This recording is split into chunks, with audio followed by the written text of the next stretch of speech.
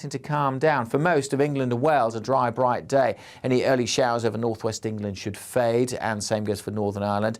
And even across Scotland, the showers tending to ease off through the day. So quite a bit of fine weather around on Sunday, and temperatures again getting into the mid to high teens. But down to the southwest, things are changing. A new low, which will bring more wet and windy weather to Northern Ireland on Sunday evening and most places as we go through Sunday night.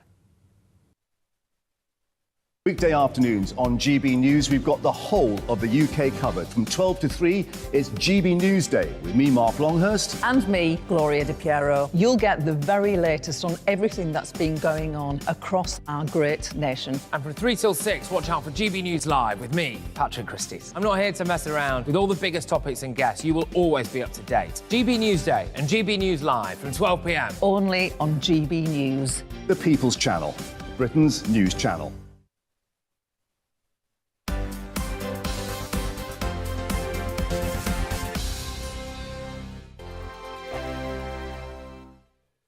Weekday afternoons on GB News, we've got the whole of the UK covered. From 12 to 3, it's GB Newsday with me, Mark Longhurst. And me, Gloria Di Piero. You'll get the very latest on everything that's been going on across our great nation. And from 3 till 6, watch out for GB News Live with me, Patrick Christie's. I'm not here to mess around. With all the biggest topics and guests, you will always be up to date. GB Newsday and GB News Live from 12 p.m. Only on GB News. The People's Channel, Britain's news channel.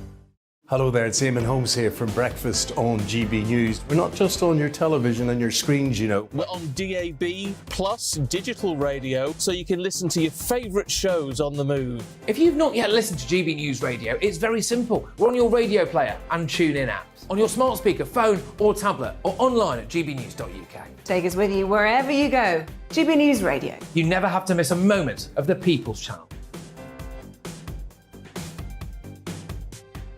Join my show Farage, 7 p.m. till 8 p.m. Monday through Thursday. And there you will get opinion, analysis, debate, and I'll cover stories that nobody else dares to touch. You've been cancelled. Join the club. Oh my goodness me. And then for the last 15 minutes, talking pints. We're over a drink. We have a civilised conversation with someone. We very often disagree, but we do it in a grown-up way. Come and join me on Farage. Hello, I'm Simon Evans. Join me on GB News for Headliners at 11 p.m, where I'll be joined by two of the country's top comedians as we take a look at tomorrow's newspapers tonight. If it's a big story, we'll be covering it, I guarantee, but we'll also have some fun along the way. That's GB News Headliners at 11 p.m. We won't put you to sleep, unlike some of the other paper review shows out there. So join us, 11 p.m, 7 nights a week.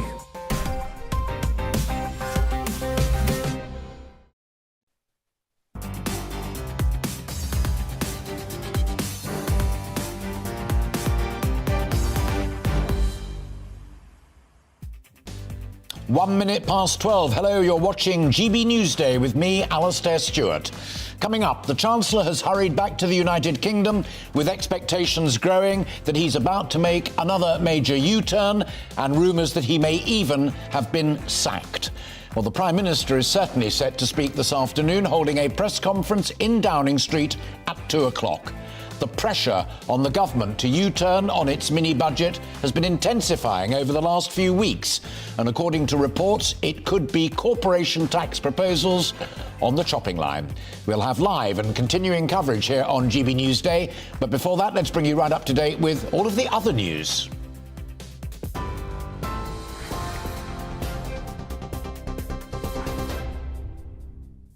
Good afternoon, it's 2 minutes past 12. I'm Rhiannon Jones in the GB newsroom. And staying with that top story, the Prime Minister will hold a news conference later amid reports the government could reverse more of the tax cuts announced in its mini-budget. We'll bring you that conference here live on GB News when it happens. That as the Chancellor landed back in the UK this morning for urgent talks with Liz Truss over their economic plans, which face growing criticism from within the party. Quasi Kwarteng cut short his meeting with international finance ministers in Washington, D.C. It's understood the Chancellor won't be present at this afternoon's news conference, casting doubt over his position. Speaking to GB News earlier, Professor of Economics Jonathan Portes argued the mini-budget was never plausible. it would be very difficult to come up with a worse plan for managing the economy than they have done so far, in my view. Because not only was the plan a bad one, but the way that they have handled it, the way they've presented it to the markets by sort of, and to the public indeed, by saying, oh, we're going to tear up the old orthodoxy, and that's going to generate growth which will pay for these large tax cuts. That was never plausible. Royal Mail says it's planning to make up to 6,000 people redundant by next August after announcing losses of more than £200 million. The company says it's started notifying workers of its plan, which aims to reduce its overall headcount by a total of 10,000. The majority of the cuts will be made through redundancy, while the rest will be made through what they call natural attrition. Royal Mail expects its full-year losses to hit £350 million. Labour has pledged to try and ban fracking once and for all, calling it an unjust charter for earthquakes. The opposition plans to work cross-party with all MPs that oppose the controversial gas extraction method. The government's decision to lift the fracking ban in England has been scrutinised in recent weeks. It had been in place since 2019 following a series of earth tremors. Shadow Climate Secretary Ed Miliband says his party will oppose what he calls the Conservatives' dodgy plans. Ian Russell, the father of the 14-year-old who ended her life after viewing suicide content online, has urged social media companies not to drag their feet. It comes after a coroner in the Molly Russell inquest recommended platforms be required to do more to protect children online, including separate platforms for adults and children. Instagram's parent company Meta has said it supports more regulation of social media and is committed to making Instagram a safe and positive experience for everyone. In the US, 5 people, including an off-duty police officer, have been shot dead in North Carolina. The shooting happened in Raleigh near a popular trail that runs through part of the city.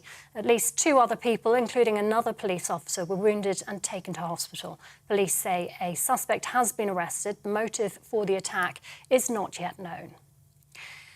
And the US House of Representatives Committee has voted unanimously to subpoena Donald Trump in its Capitol riots investigation. The former president will now have to give evidence to the committee about the events of the 6th of January last year, which saw 5 people killed. If he doesn't, he could face imprisonment. The committee argues Mr. Trump was directly involved in the bid to overturn the 2020 US election result. He denies the accusations. And thousands of people across Australia's southeast have been told to leave their homes after 2 days of heavy rain caused flash flooding. Large parts of Victoria, southern New South Wales and parts of Tasmania saw more than a month's worth of rain fall over the last 48 hours. The heavy rain is expected to ease later, but officials are warning flooding could continue through the weekend. This is GB News. We'll bring you more as it happens now, though. It's back to Alistair with GB Newsday.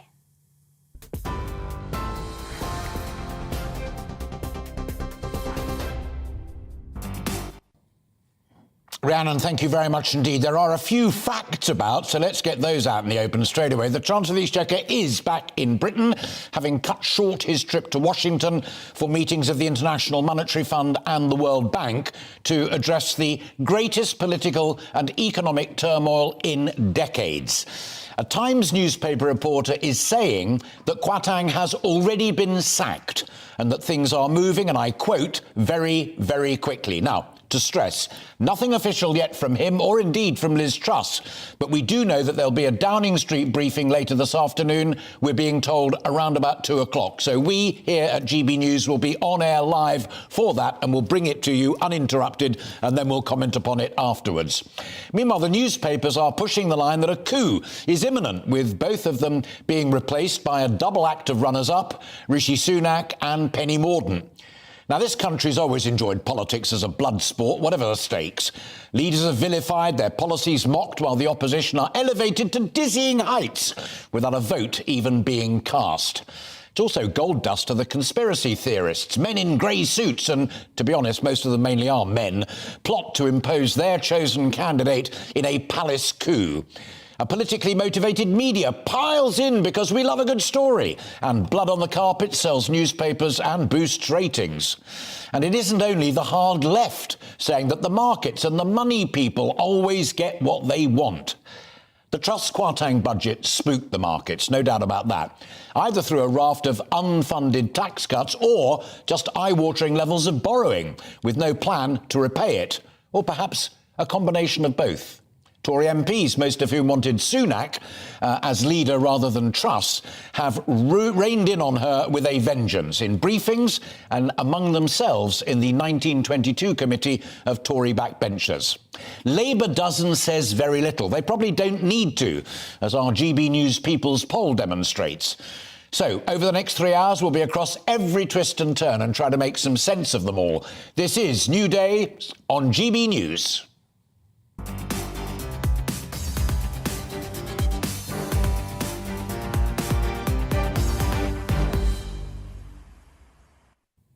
Live now to GB News political correspondent Tom Harwood, who joins us from Westminster.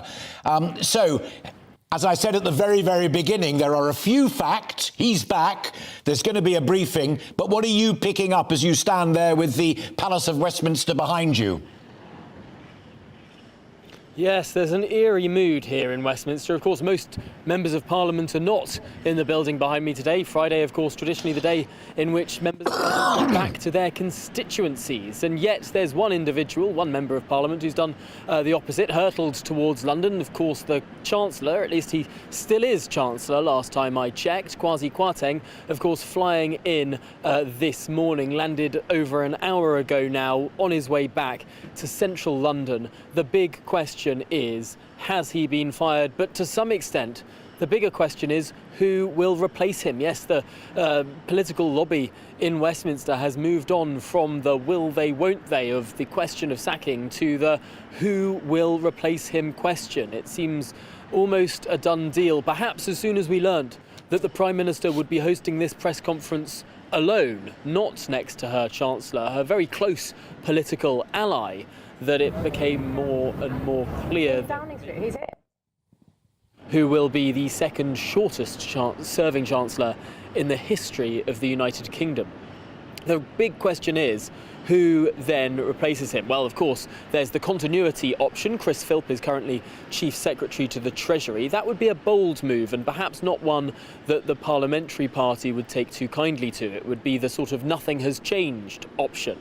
Then, of course, there's Nadeem Zouahi, who was the Chancellor before Quasi Kwarteng. He was Chancellor, sort of a caretaker Chancellor under Boris Johnson. That could be an option. Some people are saying that Jeremy Hunt could come in. Currently on the backbenches, was a supporter of Rishi Sunak, although one problem there is that when he's run for leadership, he's talked about the virtues of cutting corporation tax. In one of his biggest runs for leadership, he fought Boris Johnson, saying that corporation tax should be taken down to 12.5% to match Ireland. Now, could he really be the man to then raise corporation tax now? That seems like a bit of a stretch. Some other names in the mix. Kit Malthouse recently became the Education Secretary. He's got a bit of a financial background, would be a sort of steady the ship option.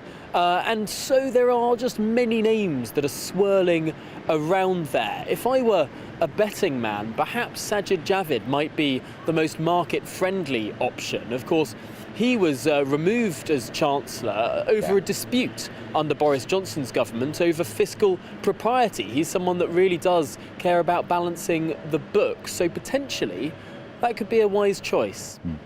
I tell you what strikes me, and absolutely intriguing there, Chris Philp, the number two in the Treasury, Nadeem, who was there for about 5 minutes, Jeremy Hunt, take your analysis there, and even Sajid, who, of course, was moved out, partly Boris, but mainly Dominic Cummings. It's all about Liz Truss as well, though, and I tell you what strikes me is that it's as if she was playing Russian roulette with all of the chambers loaded. Who she gets rid of as Chancellor, who she brings in, another U-turn and what have you. You spin the gun and every chamber is loaded with a bullet for her.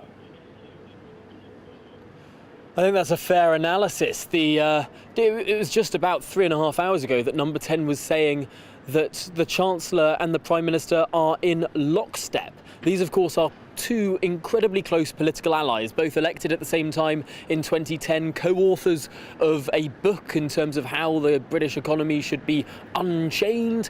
They have also sort of risen through the ranks together as first backbenchers and then ministers of the Crown. Incredibly close allies who were working so very closely together. For one to go and the other to stay would really sap away so much authority. And just a number of MPs I've been speaking to this morning have really been saying the same thing. Even those who have opposed Liz Truss, as well as those who have supported her, say that the U-turns sap her authority. If she gets rid of her Chancellor, she's got rid of her authority too. This will be a Prime Minister if she goes back on the key planks of her own election. Frankly, she'll be in office, but not in power. Absolutely right. The other factor, though, turning it on its head, which has struck me so sharply these last 48 hours or so, is that this is a Conservative Party fundamentally divided between its members who voted for Truss and its MPs who overwhelmingly wanted Rishi Sunak. I mean, the Conservatives are in a dreadful mess. A complete mess, and I would point viewers to the words of Paul Bristow, the Member of Parliament for Peterborough, who tweeted earlier today that, frankly, some of his colleagues, the way that they've been plotting against the Prime Minister, plotted to remove Boris Johnson and then have been working against this new Prime Minister from day one. In the words of Paul Bristow, some of them shouldn't be MPs. He tweeted in an open warfare against his colleagues, saying that there are plenty of good people on the candidates list who should replace them. And potentially this is another part of the story here. It's not just the Prime Minister, or indeed the party leader, I should say, that party members select. Party members also select members of Parliament. And it was only at the start of this week that we saw in the Labour Party a Labour MP being deselected by his local party. Could we perhaps start to see some moves in local Conservative parties? The members move against their MPs if they think their MPs are working to undermine the government that they wanted. Sure. Final point, Tom, you know, because you've reported on it already today and have studied it, but we have another GB News People's Poll out. And as always, there is a clear lead for Labour and the Tories are down in the 20s kind of area. But it also shows that there is no overwhelming support or enthusiasm for Sir Keir Starmer. There may be for Labour, but not for Sir Keir.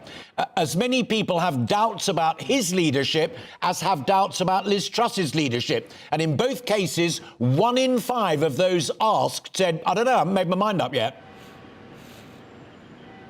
Yes, Sir Keir Starmer is in a peculiar position. Not many people have an incredibly strong view of him. Now, for him, given the political context, that's actually not so much of a bad thing. All he needs to do is stand still. He doesn't have to be popular, and he's not particularly popular. But if the Tories continue to tear themselves apart, and something else this GB News People's Poll shows is just the approval rating of Liz Truss has completely tanked, which is perhaps a symptom of a party fighting against itself. Normally you'd expect a Prime Minister to have a base that Prime Minister could rely upon to fight their corner.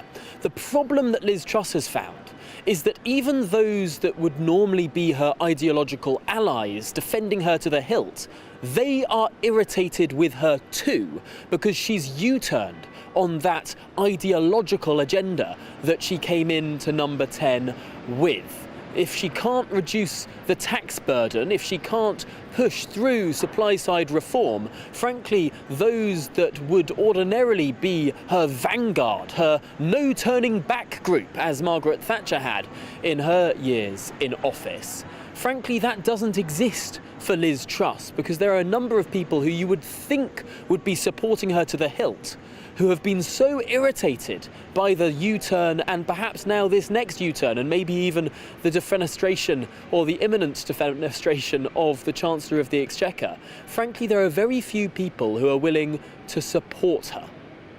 Tom, Stay where you are, but keep busy on the phone. And we will be coming back to you as soon as we can. But equally, you know the house rules. When you pick something up, phone in and we'll come to you even sooner. But for the time being, thank you very much indeed. Tom Harwood there with the very latest. And if you've just joined us, it is 17 minutes past 12 and you're watching GB News Newsday with me, Alastair Stewart, and guests. We know for a fact that there'll be a press conference in Downing Street at 2 o'clock. And as Tom just reminded us, it will only be the Prime Minister. It will not be her Chancellor of the Exchequer, who may, according to the Times newspaper, already be out of a job. There are pictures online, if you're interested, of him arriving back at number 11 Downing Street, looking pretty stern-faced after that overnight flight from Washington. Well, joining me here in the studio, I'm delighted to say, to make sense of it, is Conservative councillor and former Conservative advisor Claire Purcell, and, of course, as always, there, on the right-hand side of your picture and my left, our business editor, Liam Halligan. And I'm going to come to you first, Claire, if I may, before asking Liam about what the markets are making of it all. That point that I made to Tom Harwood, and he did not demur from. When we last spoke, you were clear that you favoured Rishi over Liz. That's fine, that's history now. But your party in Parliament is tearing itself apart. It is, and I think that's a really stark point when you see members of Parliament of your own party out there on social media ripping into other members. Now, that can't happen. It really can't, because all you're doing is... Well, they'll end up looking at each other saying, well, we got rid of her, we did that, and what have you, and then they look around, there's nothing left. Absolutely. All you can see are sort of bodies on the floor, and that's what it looks like at the moment. And putting in different candidates, and everybody's got a different perfect candidate for that. And I think the different factions have got to come together. This really has to stop. Otherwise, the party becomes unelectable in the future. For those listening to our conversation on radio rather than watching on telly, those watching on telly will have just seen we put up that picture. Can we put it back up again? That I referred to a moment ago of the Chancellor of the Exchequer, either as was or still is, arriving back at number 11, looking pretty stern-faced. Stick your neck out. You're a former advisor as well as a party supporter. In your view, do you think he's gone? Yes, I do. I do. I think the Prime Minister wants to salvage something from this, and he is the sacrificial lamb. Come back to you as the story develops. As I said, I'm delighted to be joined by my eminence grise on all of these matters, Liam Halligan. First things first, I said to you before we both came into the studio, give us the Halligan take on what the markets are doing, but then I want to know whether it's really markets or whether it's political intelligence. First point. It's both, really. The markets have already priced in a U-turn on pretty much all the outstanding aspects of the mini-budget, the headline parts anyway. One big part of the mini-budget, the reduction in the national insurance rate, has already gone through Parliament. That's a done deal. I don't think that will be reversed. The Labour Party wanted that as well. The big headline move, it isn't even a move, this is the incredible thing about it, is keeping the rate of corporation tax at 19%, where it currently is, rather than raising it to 25%. It's not even as if Liz Truss and Quasi Kwarteng were going for a tax cut. They were going for a tax freeze. Overall, the whole package takes the tax take as a share of our whole income, national income, back to where it was last year. You know, the top rate of tax was going to go back to where it was under Tony Blair. These are not extreme measures by any means. And yes, the Institute for Fiscal Studies and others say that they will have cost some money. Well, maybe. It depended on whether or not you've got growth. But, of course, this is really all about the politics, and markets react to politics and emotion as well as numbers that you punch into spreadsheets, because all the numbers are forecasts anyway. And all forecasting, in my experience as a professional economist, is partly political. So where we are now is that the markets have priced in a complete retreat away from the freezing of corporation tax. The corporation tax will go up, I think, maybe to 22%, maybe to 25%, where Rishi Sunak said he wanted it to go up to when he gave his spring statement back in March. That seems like a long time now. But we're all, of course, as media people always do, and I understand why, we're focused on the personalities. Will, Quasi Kwarteng, Eton and Cambridge be the second shortest Chancellor in British history? And the shortest Chancellor in British history died, of course. That was Ian MacLeod in the early 70s. He lasted a month before Anthony Barber replaced him under the Prime Minister Ted Heath. Maybe Quasi Kwarteng will just be 5 or 6 weeks. We shall see. But the really big important thing for the markets now all the politics is already priced in. The theatre's catching up with what they think is going to happen. The really big important thing today is, will the Bank of England maintain its emergency support for the gilts market, for the market for government debt? That is the really big piece of statecraft, politics, current affairs, news that will happen in Britain today.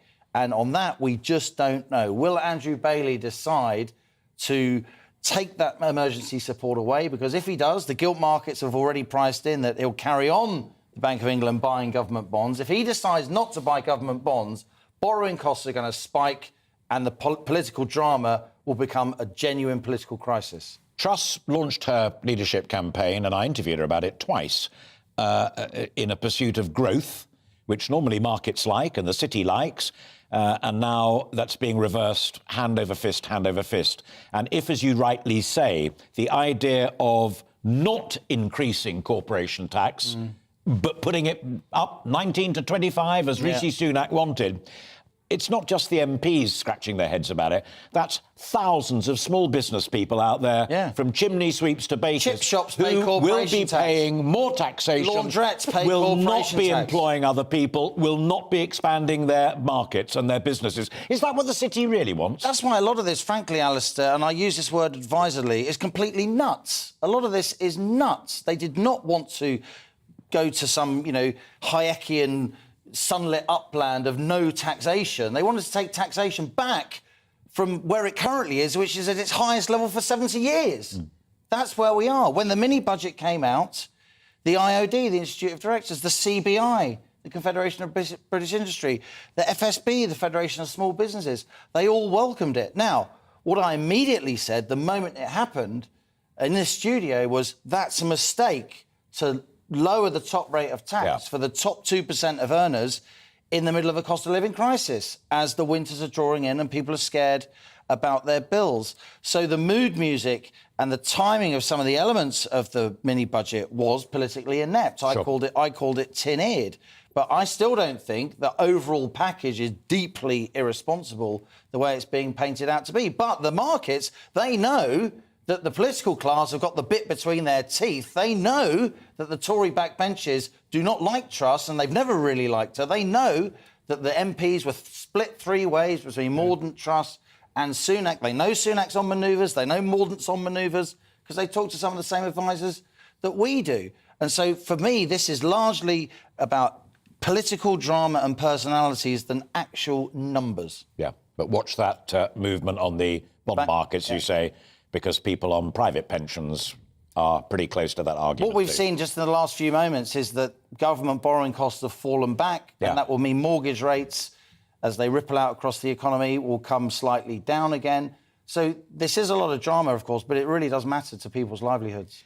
We will continue to watch it through your informed eyes and ears, as always, for the time being.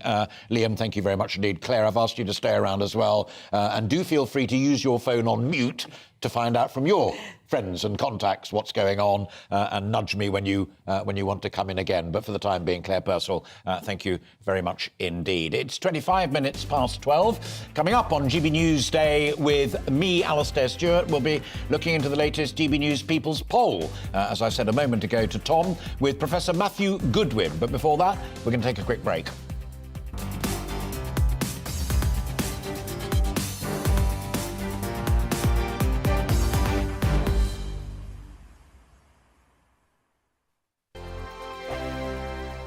Weekday afternoons on GB News, we've got the whole of the UK covered. From 12 to 3, it's GB Newsday with me, Mark Longhurst. And me, Gloria Di Piero. You'll get the very latest on everything that's been going on across our great nation. And from 3 till 6, watch out for GB News Live with me, Patrick Christys. I'm not here to mess around with all the biggest topics and guests. You will always be up to date. GB Newsday and GB News Live from 12 p.m. Only on GB News. The People's Channel, Britain's news channel. Hello there, it's Eamon Holmes here from Breakfast on GB News. We're not just on your television and your screens, you know. We're on DAB plus digital radio, so you can listen to your favourite shows on the move. If you've not yet listened to GB News Radio, it's very simple. We're on your radio player and TuneIn apps, on your smart speaker, phone or tablet, or online at gbnews.uk. Take us with you wherever you go. GB News Radio. You never have to miss a moment of the People's Channel. Join my show Farage, 7 p.m. till 8 p.m. Monday through Thursday, and there you will get opinion, analysis, debate, and I'll cover stories that nobody else dares to touch. You've been cancelled. Join the club. Oh my goodness me! And then for the last 15 minutes, talking pints. We're over a drink. We have a civilised conversation with someone. We very often disagree, but we do it in a grown-up way. Come and join me on Farage. Hello, I'm Simon Evans. Join me on GB News for Headliners at 11 p.m, where I'll be joined by two of the country's top comedians as we take a look at tomorrow's newspapers tonight. If it's a big story, we'll be covering it, I guarantee, but we'll also have some fun along the way. That's GB News Headliners at 11 p.m. We won't put you to sleep, unlike some of the other paper review shows out there. So join us, 11 p.m, 7 nights a week.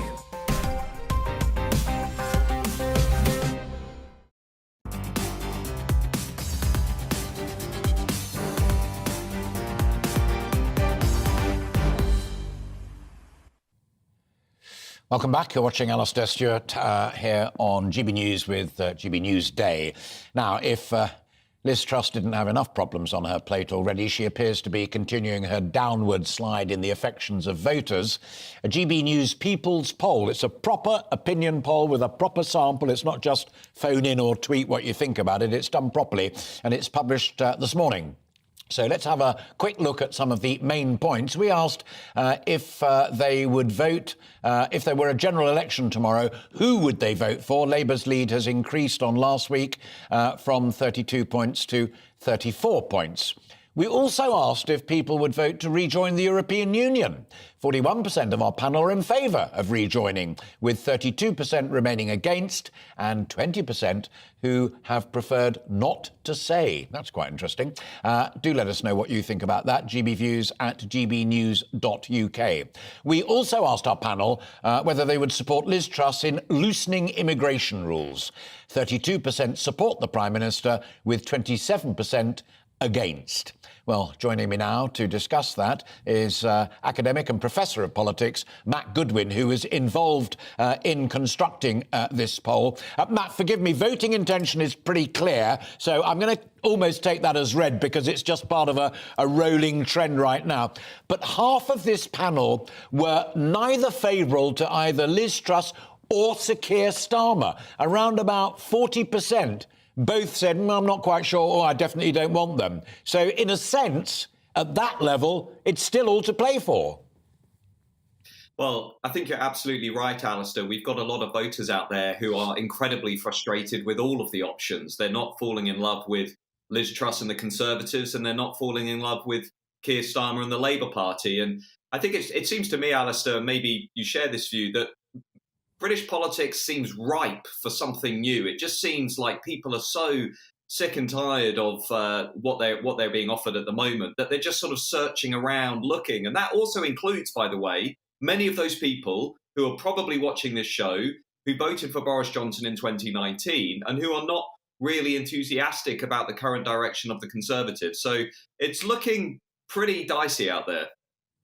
There's also, the reason I mentioned that vote on the European Union and immigration, and to be clear, the European Union is a straightforward option. Would you like the United Kingdom to try and get back into the single market or some kind of post-Prague compromise? But on immigration, it's a little more nuanced because it's this Liz Truss idea of saying if the farming industry needs more workers to get you your potatoes and your apples, then, yep, we're all for that. It's not saying anyone who wants to come across the channel can do.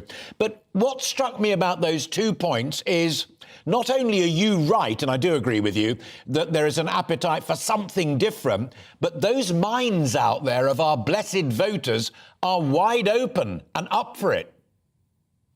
Yeah, well, absolutely. I think that's true. I mean, if we ask voters, who do you think is best able to manage some of these issues, like immigration as an example, they basically say none of them, neither. They don't back any of the main parties. If you ask them, how do you feel about Sir Keir Starmer, his ratings are pretty flat. I mean, he's doing well in the polls because the Conservatives are doing so badly. And a lot of the issues that are dominating the agenda, Alistair, are issues on which people don't really think any of the parties are particularly competent and are particularly appealing. So, I was thinking this morning, one irony of Brexit Britain in a way is that our politics have become more European. We're looking a lot more like Italy today, going from one crisis to another. But of course, the difference is we've got the first past the post system. So it makes it quite difficult for these new challengers to break through. But I imagine if we did have, say, a proportional system, and I'm not saying that we should do, but if we did, I imagine actually British politics would look radically different. I think we'd have all kinds of challengers and insurgents doing much better than they are currently doing under the first past the post system. Oh, that's a fascinating thought. I'm not a fan, but I'd love to hear from GB News viewers as whether proportional representation is fairer or simply a formula for a lack of leadership and a lack of direction. I'll say no more than that, but I will invite people to let me know what they think. My final question to you, and I remind folk that you are an impartial academic and have studied these things for quite some time. To what extent do you think our poll, and indeed others that show similar results, is a snapshot of a period of craziness as much as a genuinely well-crafted portrait of a government in collapse? Which do you favour? Well, all opinion polls are snapshots. They're taking a picture of what people are thinking at that particular moment. This poll, the GB News People poll, was conducted on Wednesday. So this is the view of a nationally representative sample of voters this week. They are concerned, they're angry, they're frustrated, and they are clearly not warming to Liz Truss. That is also a reflection of the government crisis, Alistair, as you say. It's a reflection of what people are seeing on the news. I would add, by the way, that our poll was actually ahead of some of these trends that have now been picked up in other polls. And we were one of the first to come out the gate and actually point to the extent to which that Conservative vote was collapsing. And also today, we're coming out and saying, actually, Liz Truss has got a major problem with her approval ratings. Only 9% of the country, Alistair, say they like the Prime Minister. This is a real problem, not just of competency, but of personality, of who she is. And that is a very difficult riddle to solve. People's poll for the People's Channel. Matt, great to talk to you. Thank you very much indeed. Matt Goodwin there, who Professor of Politics and very instrumental in our polling, which is proper grown-up stuff. But remember what I said, do let me know what you think about the findings of that poll, particularly on the issue of Brexit and on the issue of migration and emergency workers. We want to hear from you. GB Views at GB News, tweet at GB News or tweet me directly. Coming up, we're going to continue our coverage of the Prime Minister's intriguing day. Press briefings at 2 o'clock. One of the major broadcasters now following the Times newspaper saying that Kwarteng has already gone, which was the view of Claire Purcell, one of my two guests here in the studio. We'll have more from her a little later on. And don't forget that you can watch that press conference at 2 o'clock live here on GB News. But first, let's bring you right up to date with the rest of the news today.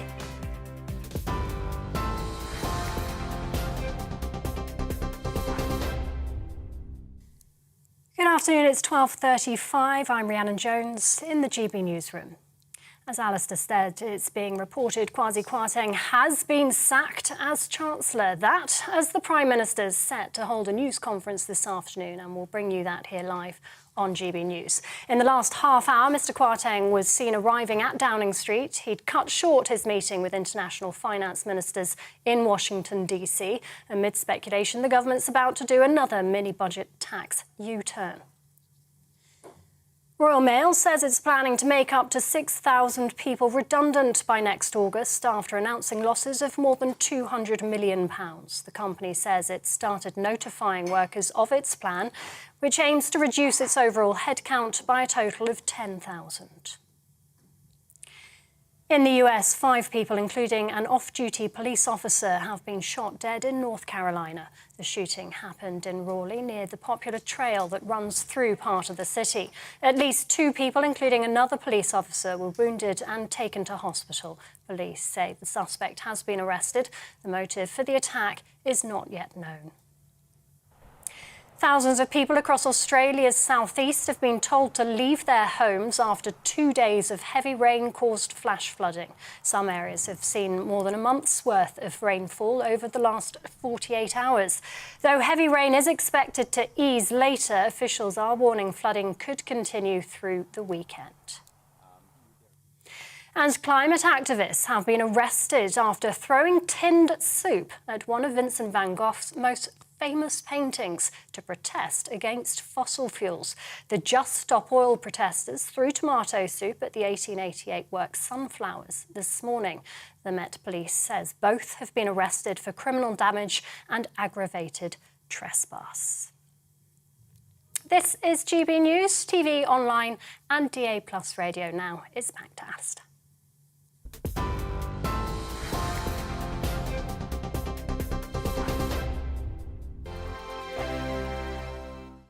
Weekday afternoons on GB News, we've got the whole of the UK covered. From 12 to 3, it's GB Newsday with me, Mark Longhurst. And me, Gloria Di Piero. You'll get the very latest on everything that's been going on across our great nation. And from 3 till 6, watch out for GB News Live with me, Patrick Christys. I'm not here to mess around with all the biggest topics and guests. You will always be up to date. GB Newsday and GB News Live from 12 p.m. Only on GB News. The People's Channel, Britain's news channel. Hello there, it's Eamon Holmes here from Breakfast on GB News. We're not just on your television and your screens, you know. We're on DAB plus digital radio, so you can listen to your favourite shows on the move. If you've not yet listened to GB News Radio, it's very simple. We're on your radio player and TuneIn apps, on your smart speaker, phone or tablet, or online at gbnews.uk. Take us with you wherever you go. GB News Radio. You never have to miss a moment of the People's Channel. Join my show Farage, 7 p.m. till 8 p.m. Monday through Thursday. And there you will get opinion, analysis, debate, and I'll cover stories that nobody else dares to touch. You've been cancelled. Join the club. Oh my goodness me. And then for the last 15 minutes, talking pints. We're over a drink. We have a civilised conversation with someone. We very often disagree, but we do it in a grown-up way. Come and join me on Farage. Hello, I'm Simon Evans. Join me on GB News for Headliners at 11 p.m, where I'll be joined by two of the country's top comedians as we take a look at tomorrow's newspapers tonight. If it's a big story, we'll be covering it, I guarantee, but we'll also have some fun along the way. That's GB News Headliners at 11 p.m. We won't put you to sleep, unlike some of the other paper review shows out there. So join us, 11 p.m, 7 nights a week.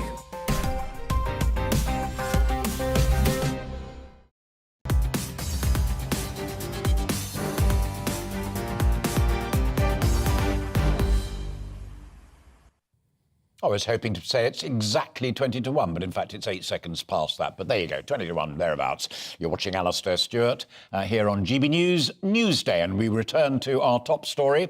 The Prime Minister will host a press conference at 2 o'clock in Downing Street. That's an hour and 20 minutes away or so, amidst widespread reports that the Chancellor has been sacked. Not confirmed yet, but widely reported, initially by the Times newspaper and then by the BBC. Well, joining me in the studio, I'm delighted to say, is still Conservative counsellor and former Conservative advisor Claire Purcell. Still here, GB News economics and business editor Liam Halligan. And joining us, I'm even more excited to say, is GB News political reporter Catherine Foster. And I'm going to start with you, Liam, though, if I may, because just as you finished last time, you said, uh-oh, pound, and it's good news. Well, good news in the sense that the markets think that the Chancellor has gone. They think a sacrificial lamb has been offered up, so the pound has got slightly stronger on that intelligence before it's even officially announced. Borrowing costs on the 10-year gilt yield, where the government borrows money that sets the benchmark for all other borrowing costs in the economy, they've come down slightly. Politics is obviously a contact sport. Yeah. It hasn't even happened yet. It's already been priced in. It will be interesting to see, of course, and we can discuss it, who Quasi Kwarteng is replaced by. If he is gone, then he is the second shortest Chancellor in British history. The previous shortest one lasted 30 days. It was Ian MacLeod back in the early 1970s, and he died in office.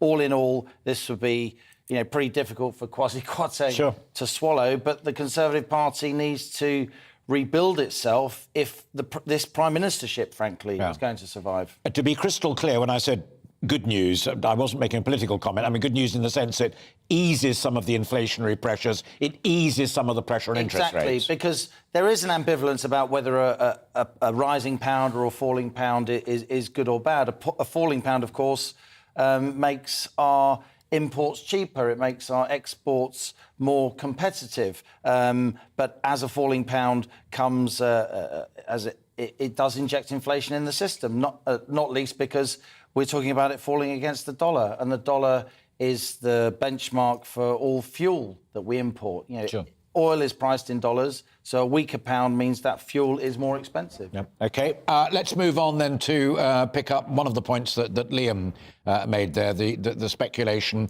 and indeed the political and economic significance of whoever succeeds Quasi Kwarteng. And at the moment, I do want to stress this because we are a grown-up news organisation. It isn't yet confirmed. It is being widely speculated that he has gone and may even have been told that news either last night in Washington or as he travelled back from the airport this morning.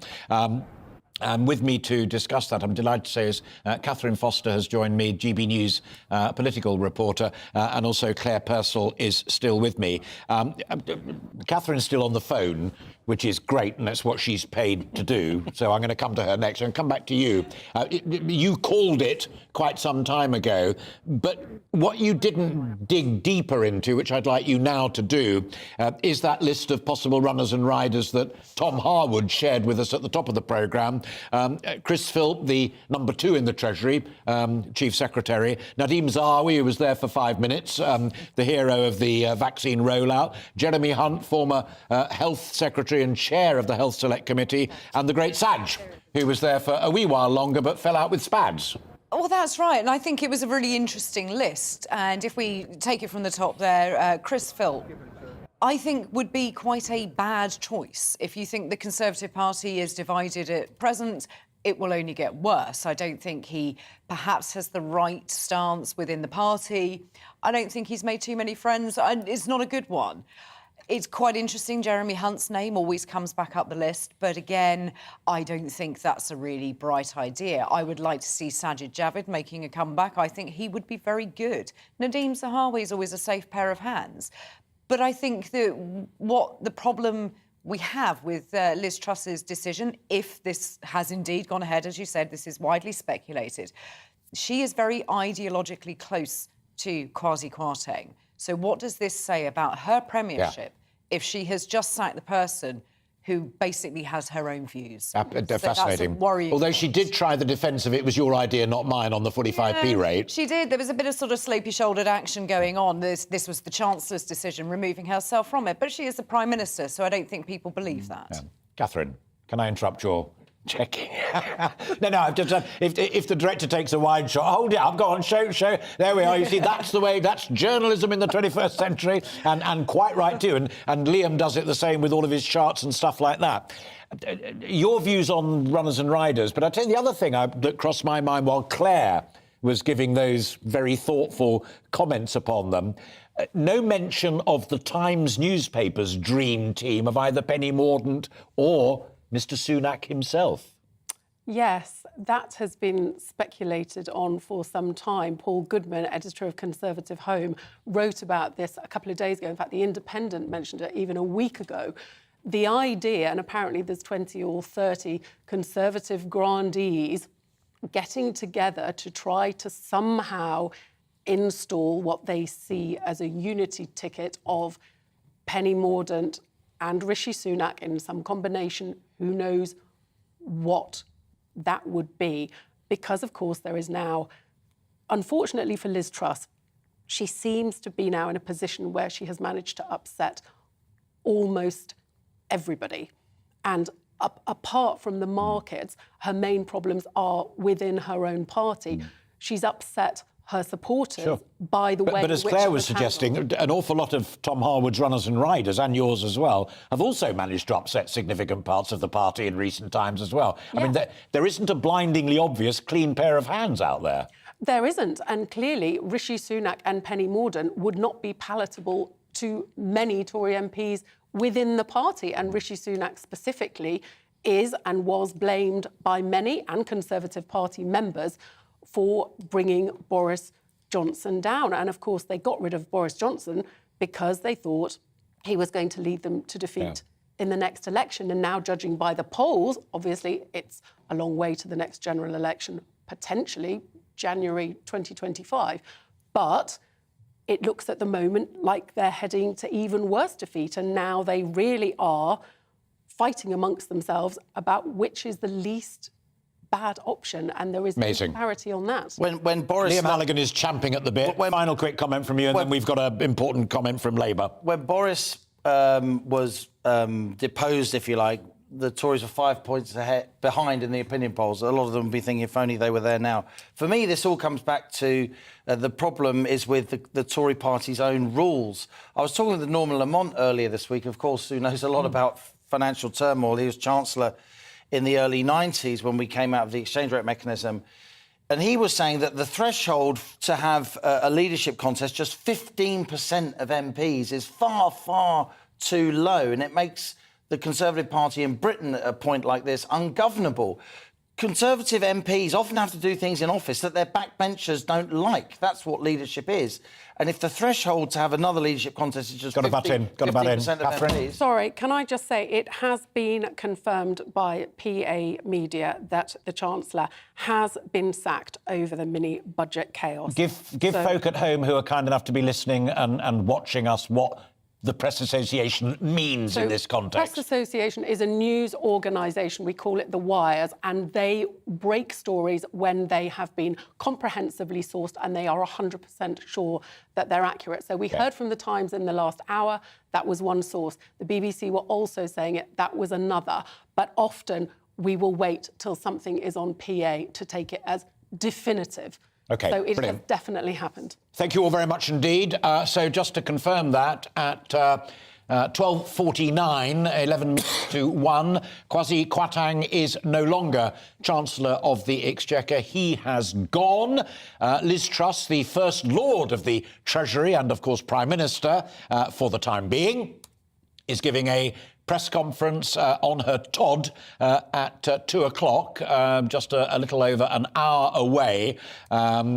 Unlikely that she would unveil her new Chancellor then, I don't know. But if she does, we shall be here with the thoughts of the Conservative Party in the country, the thoughts of our fine journalists, both watching the city and also watching the world of politics. So you won't want to miss a thing. And that also includes vitally listening to what His Majesty's opposition also has to say about all of these matters.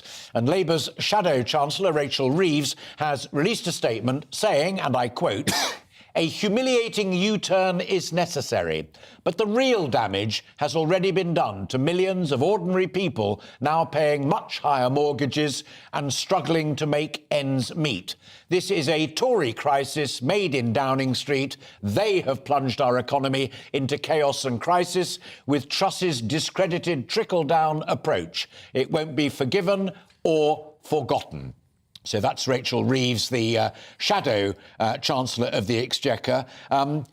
Elements of that are simply not true. I mean, there are huge elements of this being an international crisis with global inflation, global energy prices as well. I mean, she more than entitled. It's her job to take a pop at the government. But factually, give her marks out of 10 for that statement. Well, in terms of sort of political shrewdness, she gets an 8 out of 10. In terms of factual analysis, more like a 5 or a 6, because clearly mortgage rates have been going up for months and months and months. They were about 2.5% in January. Before the mini-budget, they were more like 4.5%, 5%. They're now more like 6%, 6.5%. So they have accelerated since the mini-budget, but they've been going up really sharply in the last couple of weeks in the US as well. The US mortgage rates are 7 or 8%.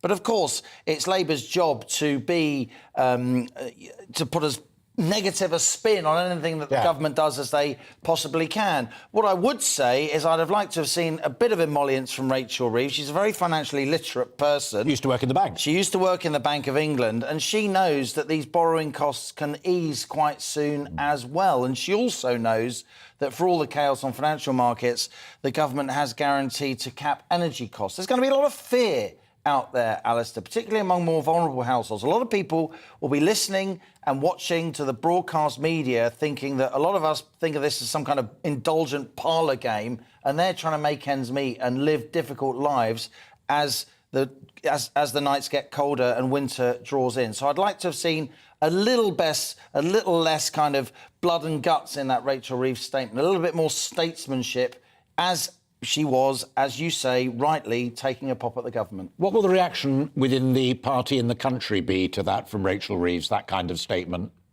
Oh, I think it's as Liam has just said. People would want it to be toned down. At the moment, Labour don't actually have to say very much, and I think it just needed to be statesmanlike. The people don't want those kind of grand acts and drama coming through when all it needed was a very, very simple statement. So I think it's gone too far. No one's going to appreciate it. They don't need to do it. And also, Catherine, a final quick one from you, because all four of us are students of these things. But won't forget and won't forgive is a Starmer line that has grown longer whiskers than Gandalf. Indeed. But, you know, Labour they smell blood, don't they? They are out to capitalise on this in every way they can. No, but as Matt Goodwin, the professor of politics, said, their best strategic advice at the moment is say very little. Just sit at the sidelines and watch. Yeah. Fascinating. Thank you all very much indeed. The way this programme works is that we react to events as they occur, and Rachel Reeves putting out that statement, which we read and then commented upon. That's how it works. I'm with you until 3 o'clock, joined by my lovely guests here in the studio, and we'll chop and change that as the afternoon shifts along. It's 7 minutes to 1. We will be live in Downing Street at 2 o'clock, when we know for a fact that Liz Truss, the Prime Minister, will be issuing her statement. Whether she takes questions or not, I don't know. Whether it's inside or on the little podium, we don't know. But as soon as we know that, we will let you know. And then we will go over it with the same forensic, balanced integrity as we just went over the Rachel Reeves statement as well. We are not beholding to anybody here other than to you, the kind people who watch and listen to us here on GB News. Now, I asked you right at the beginning of the programme, and indeed slightly before I came on air via Twitter, to give me your views on Liz Truss's government. Richie gets us underway saying, if there was a general election tomorrow, I would never, ever vote for Labour again. And because of the way that the MPs are backstabbing Liz Truss, I would not vote Conservative either. If I had a candidate in my area, I'll be voting for the UK Reform Party. Now, that's not a free plug for the Reform Party, but it echoes what the impartial and independent Professor Matt Goodwin said when he talked about the People's Poll. There seems to be an appetite out there amongst you for something slightly different. Interesting. Sandy joins the conversation. I'm so annoyed over all the plotting by Sunak and Mordaunt. Liz was voted in democratically. If they force their way into the job of Prime Minister, I'm finished with the Conservatives. Claire says, sorry, I beg your pardon, James says, Liz Truss needs to show courage and stick to her guns and support the person she appointed. Well, I'm sorry to break the news to you, but as we just said, we think that person, if you mean the Chancellor of the Exchequer, has gone. We're watching this space to see who the new person is. Liz Truss needs to stand up like her hero Margaret Thatcher, or the Conservative government will be finished for the next few years. Thanks for all of those. Do keep them coming in. I may get shouted in my ear for doing this, but what a snapshot of... It's only 3 people, but we've had lots and lots and lots. Quick 20 seconds of what you as a Conservative Party person out in the country makes of that. It is really profoundly unhappy for Conservatives at the moment, and we need to get that trust back. It has to be done now. Yeah, and an appetite for change even, possibly. Oh, absolutely. Yeah. That must come forward. Intriguing.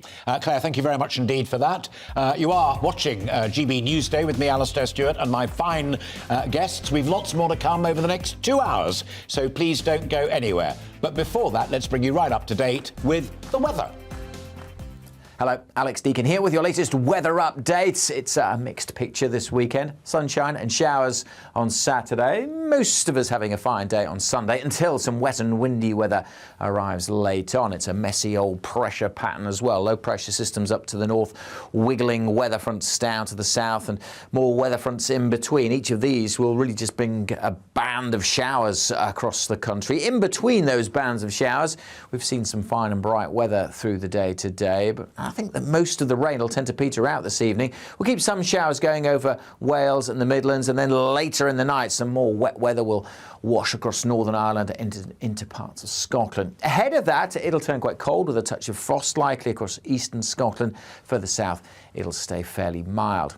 A bit of a mishmash then on Saturday morning. Some quite heavy downpours for northern England and southern Scotland initially, but they should ebb away quite smartly, and then we'll see some good spells of sunshine in the east. More showers then come in from the west, and a gusty, blustery wind blowing around these western coasts as well, making it feel quite cool. In the sunny spells, across East Anglia in the southeast, 16 or 17 is possible, but generally a little cooler than that. Some heavy rain for the Midlands, spreading into East Anglia in the southeast late in the day. More showers then for Scotland and Northern Ireland during Saturday night. It stays blustery. It'll be probably a milder night than tonight as well. And then into Sunday, well, actually, the weather's starting to calm down. For most of England and Wales, a dry, bright day. Any early showers over northwest England should fade, and same goes for Northern Ireland. And even across Scotland, the showers tending to ease off through the day. So quite a bit of fine weather around on Sunday, and temperatures again getting into the mid to high teens. But down to the southwest, things are changing. A new low, which will bring more wet and windy weather to Northern Ireland on Sunday evening and most places as we go through Sunday night.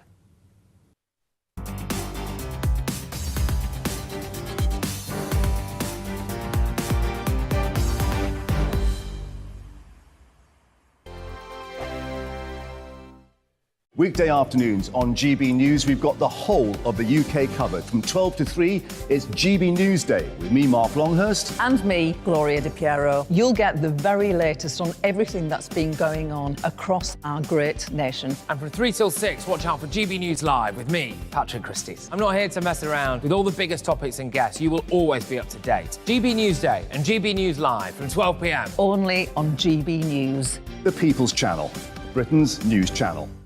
Hello there, it's Eamon Holmes here from Breakfast on GB News. We're not just on your television and your screens, you know. We're on DAB plus digital radio, so you can listen to your favourite shows on the move. If you've not yet listened to GB News Radio, it's very simple. We're on your radio player and TuneIn apps, on your smart speaker, phone or tablet, or online at gbnews.uk. Take us with you wherever you go. GB News Radio. You never have to miss a moment of the People's Channel.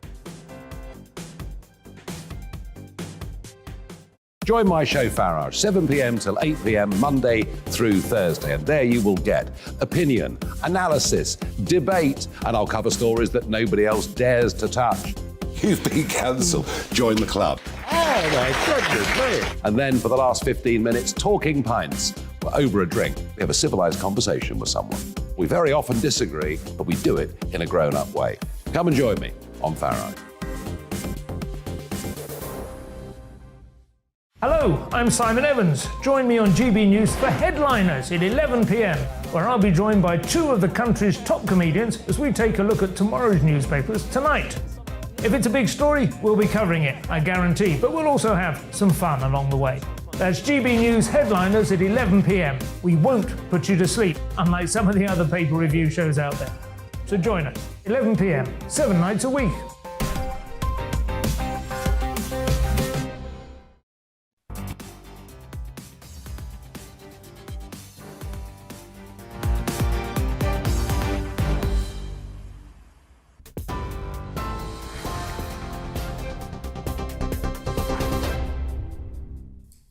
Good afternoon. It's coming up to 1 minute past 1. I'm Rhiannon Jones in the GB newsroom. It's being widely reported Quasi Kwarteng has been sacked as Chancellor. That as the Prime Minister's set to hold a news conference this afternoon. We'll bring you that here live on GB News. Mr Kwarteng was seen arriving at Downing Street earlier after flying back to London a day early. He'd cut short his meeting with international finance ministers in Washington, D.C. amid speculation the government's about to do another mini-budget tax U-turn. Royal Mail says it's planning to make up to 6,000 people redundant by next August after announcing losses of more than £200 million. The company says it's started notifying workers of its plan, which aims to reduce its overall headcount by a total of 10,000. The majority of the cuts will be made through redundancy, while the rest will be through what they call natural attrition. Royal Mail expects its full-year losses to hit £350 million. Labour has pledged to try and ban fracking once and for all, calling it an unjust charter for earthquakes. The opposition plans to work cross-party with all MPs that oppose the controversial gas extraction method. The government's decision to lift the fracking ban in England has been scrutinised in recent weeks. It had been in place since 2019 following a series of earth tremors. Shadow Climate Secretary Ed Miliband says his party will oppose what he calls the Conservatives' dodgy plans. Ian Russell, the father of the 14-year-old who ended her life after viewing suicide content online, has urged social media companies not to drag their feet. It comes after a coroner in the Molly Russell inquest recommended platforms be required to do more to protect children online, including separate platforms for adults and children. Instagram's parent company Meta has said it supports more regulation of social media and is committed to making Instagram a safe and positive experience for everyone. In the US, 5 people, including an off-duty police officer, have been shot dead in North Carolina. The shooting happened in Raleigh near a popular trail that runs through part of the city. At least 2 other people, including another police officer, were wounded and taken to hospital. Police say a suspect has been arrested. The motive for the attack is not yet known. The mayor of Raleigh, Mary Ann Baldwin, said terror has reached her city's doorstep. We have to end this mindless gun violence that is happening in our country. We have work to do, but there are too many victims, and so we have to wake up. I don't want other mayors standing here at the podium with their hearts breaking because people in their community died today, needlessly and tragically. The US House of Representatives Committee has voted unanimously to subpoena Donald Trump in its Capitol riots investigation. The former president will now have to give evidence to the committee about the events of the 6th of January last year, which saw 5 people killed. If he doesn't, he could face imprisonment. The committee argues Mr. Trump was directly involved in the bid to overturn the 2020 US election result. He denies the accusations. Thousands of people across Australia's southeast have been told to leave their homes after 2 days of heavy rain caused flash flooding. Large parts of Victoria, southern New South Wales and parts of Tasmania saw more than a month's worth of rain fall over the last 48 hours. The heavy rain's expected to ease later, but officials are warning flooding could continue through the weekend. And climate activists have been arrested after throwing tinned soup at one of Vincent van Gogh's most famous paintings in a protest against fossil fuels. The Just Stop Oil protesters threw tomato soup at the Sunflowers masterpiece hanging in the National Gallery in London this morning. The Met Police said they then glued themselves to a wall opposite the painting before they were freed by specialist officers. The force said the painting hasn't been damaged. This is GB News. We'll bring you more as it happens. Now, though, it's back to Alistair with GB Newsday.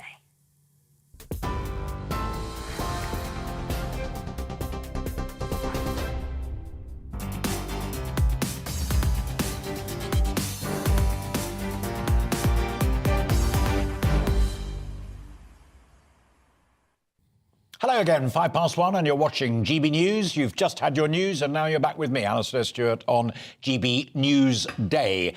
We'll be bringing you more news as it happens in the run-up, particularly to 2 o'clock, that appointment that Liz Truss has booked with you, the British people, and us, the media, and everybody else, to reflect upon the current state of affairs. It began this morning with the Chancellor of the Exchequer, the then Chancellor of the Exchequer, flying back from Washington, having cut short his important meetings with the International Monetary Fund and the World Bank.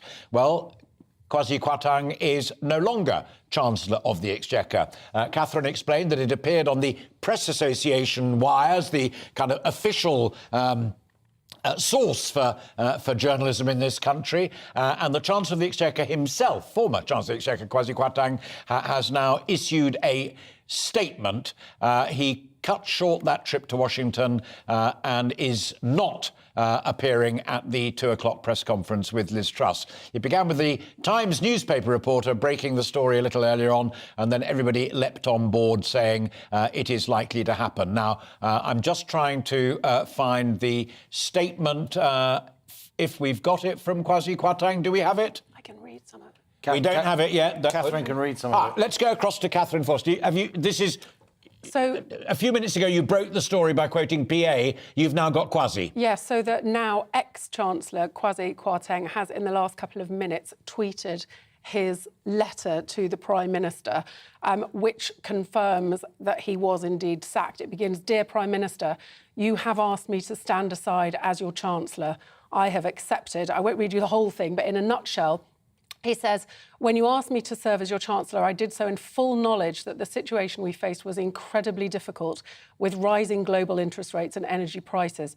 However, your vision of optimism, growth and change was right."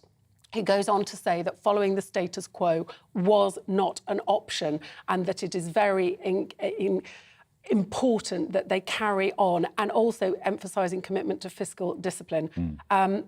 Says they've been colleagues and friends for many years. I was going to say, there's no rancour. No, I mean, it's quite extraordinary. In these letters, people often score points, put knives in, kick people where they shouldn't kick them. But those few brief words in the penultimate paragraph, which Liam very kindly passed over to me, "We have been colleagues and friends for many years." That is humanity creeping through the ugly world of politics. In this time, I've seen your dedication and determination. I believe your vision is the right one. It's been an honour to serve as your first Chancellor, emphasising continuity. Your success is this country's success. I wish you well. There is absolutely no backing down on the policy front, even though he is backing down, obviously, on the personal front. What is now going to happen is there is now going to be a very serious ideological and policy battle within the Conservative Party. What does the Conservative Party stand for? Does it stand for low tax and enterprise, or does it stand for a status quo of high tax and low growth? I would merely remind you and everybody else that that's what the leadership election was supposed to have been about. But the MPs didn't like it, and so the MPs have successfully changed their minds. One scalp down. I wonder if there's yet another big scalp to come. Let's cross live now to our political correspondent, Tom Harwood, who has moved from Abingdon Green, that lovely bit of greenery across from the Palace of Westminster, to Downing Street, where, of course, we are now less than an hour away from Liz Truss making her statement. We were just discussing Quasi's letter. I have to say that there is a government car that has just pulled up to Downing Street. I'm not sure if someone is inside this car or not. It looks like it is empty, so it looks like we may well be getting someone leaving the front door of Downing Street in just a moment or so. I'll keep my eyes peeled and turning back, but just to let the audience know, that's what's going on. A little bit of activity behind us in Downing Street now. Back to you. No. Stay exactly where you are, but I'm going to ask you to do something very odd that you're very good at, and that is out of the corner of your eye, and what I think racing drivers call peripheral vision. Keep your eyes peeled on that car. There's actually now outside number 11, so maybe it's for Quasi disappearing shortly. But try and keep an eye on that. But my main question to you is the letter that Quasi Kwarteng has sent to Liz Truss. You asked me to step down, which I do without rancour or without settling scores. You have been a long-standing friend and colleague for a long time, and continuity is what matters. It's an action-packed letter that says so much about the man. It certainly does, and also in the subtext of this latter. He is emphasising that the plan, the tax cuts, and indeed, crucially, the supply side reform that we were expecting to see in the next 2 weeks, culminating on the 31st of October with the medium-term growth plan. Whether or not that can now go ahead or not is completely up in the air. But the Chancellor was emphasising that this was a joint vision that should be carried forward. He says, I believe that your vision was the right one. Now, perhaps this is setting himself up to say that if the Prime Minister now U-turns from that vision, he might be a bit of a thorn in her side from the backbenches. Who is to say? But something else doing the rumour rounds right now is it may well be that the Chancellor is not the only head to roll at the Treasury. There is one rumour doing the rounds that further Treasury ministers may well be for the chop. And who could that be? Perhaps Chris Philp, the Chief Secretary to the Treasury, someone that was reportedly enthusiastically behind the 45p top rate of tax cuts, that proposal that was then later dropped. Potentially, he may well be out of the Treasury too. I have to say, just a rumour, and at times like these, rumours do swirl. It is frantic, it is frenetic, and I've got to say, members of Parliament are not only angry, but also many of them bemused. There are some independent commentators who are saying, what is this meant to achieve? Will the sacking of this Chancellor calm the markets? It's unlikely so. Will it make gilt yields go back down again? Probably not. To many, this looks like a government in panic mode that doesn't know how to handle this tricky situation. I'm just going to check. A door is opening at number 11 Downing Street, and it's the Chancellor. Is the Conservative Party incapable of cutting taxes, Chancellor? The Chancellor there now getting into his government car for the last time, being driven away down Downing Street.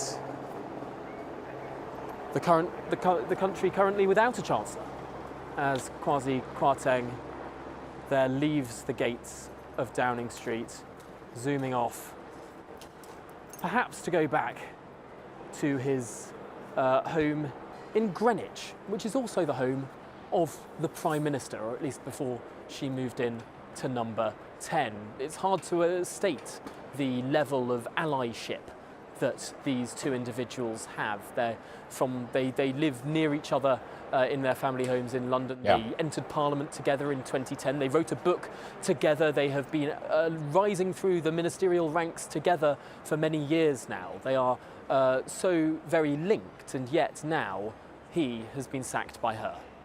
And also being Anaraki about these things, having done enough state occasions to have a passing knowledge of the geography of London. The Range Rover inched safely to the junction of Downing Street and Whitehall and promptly turned left and headed north up towards Trafalgar Square. I guess he could then veer off to the right and head for Greenwich, or it might have been better to go the other way were he going to do that. I tell you the other thing, because we try to make these things human as much as we possibly can, as we did with that letter nodding to their lifelong friendship and collaboration.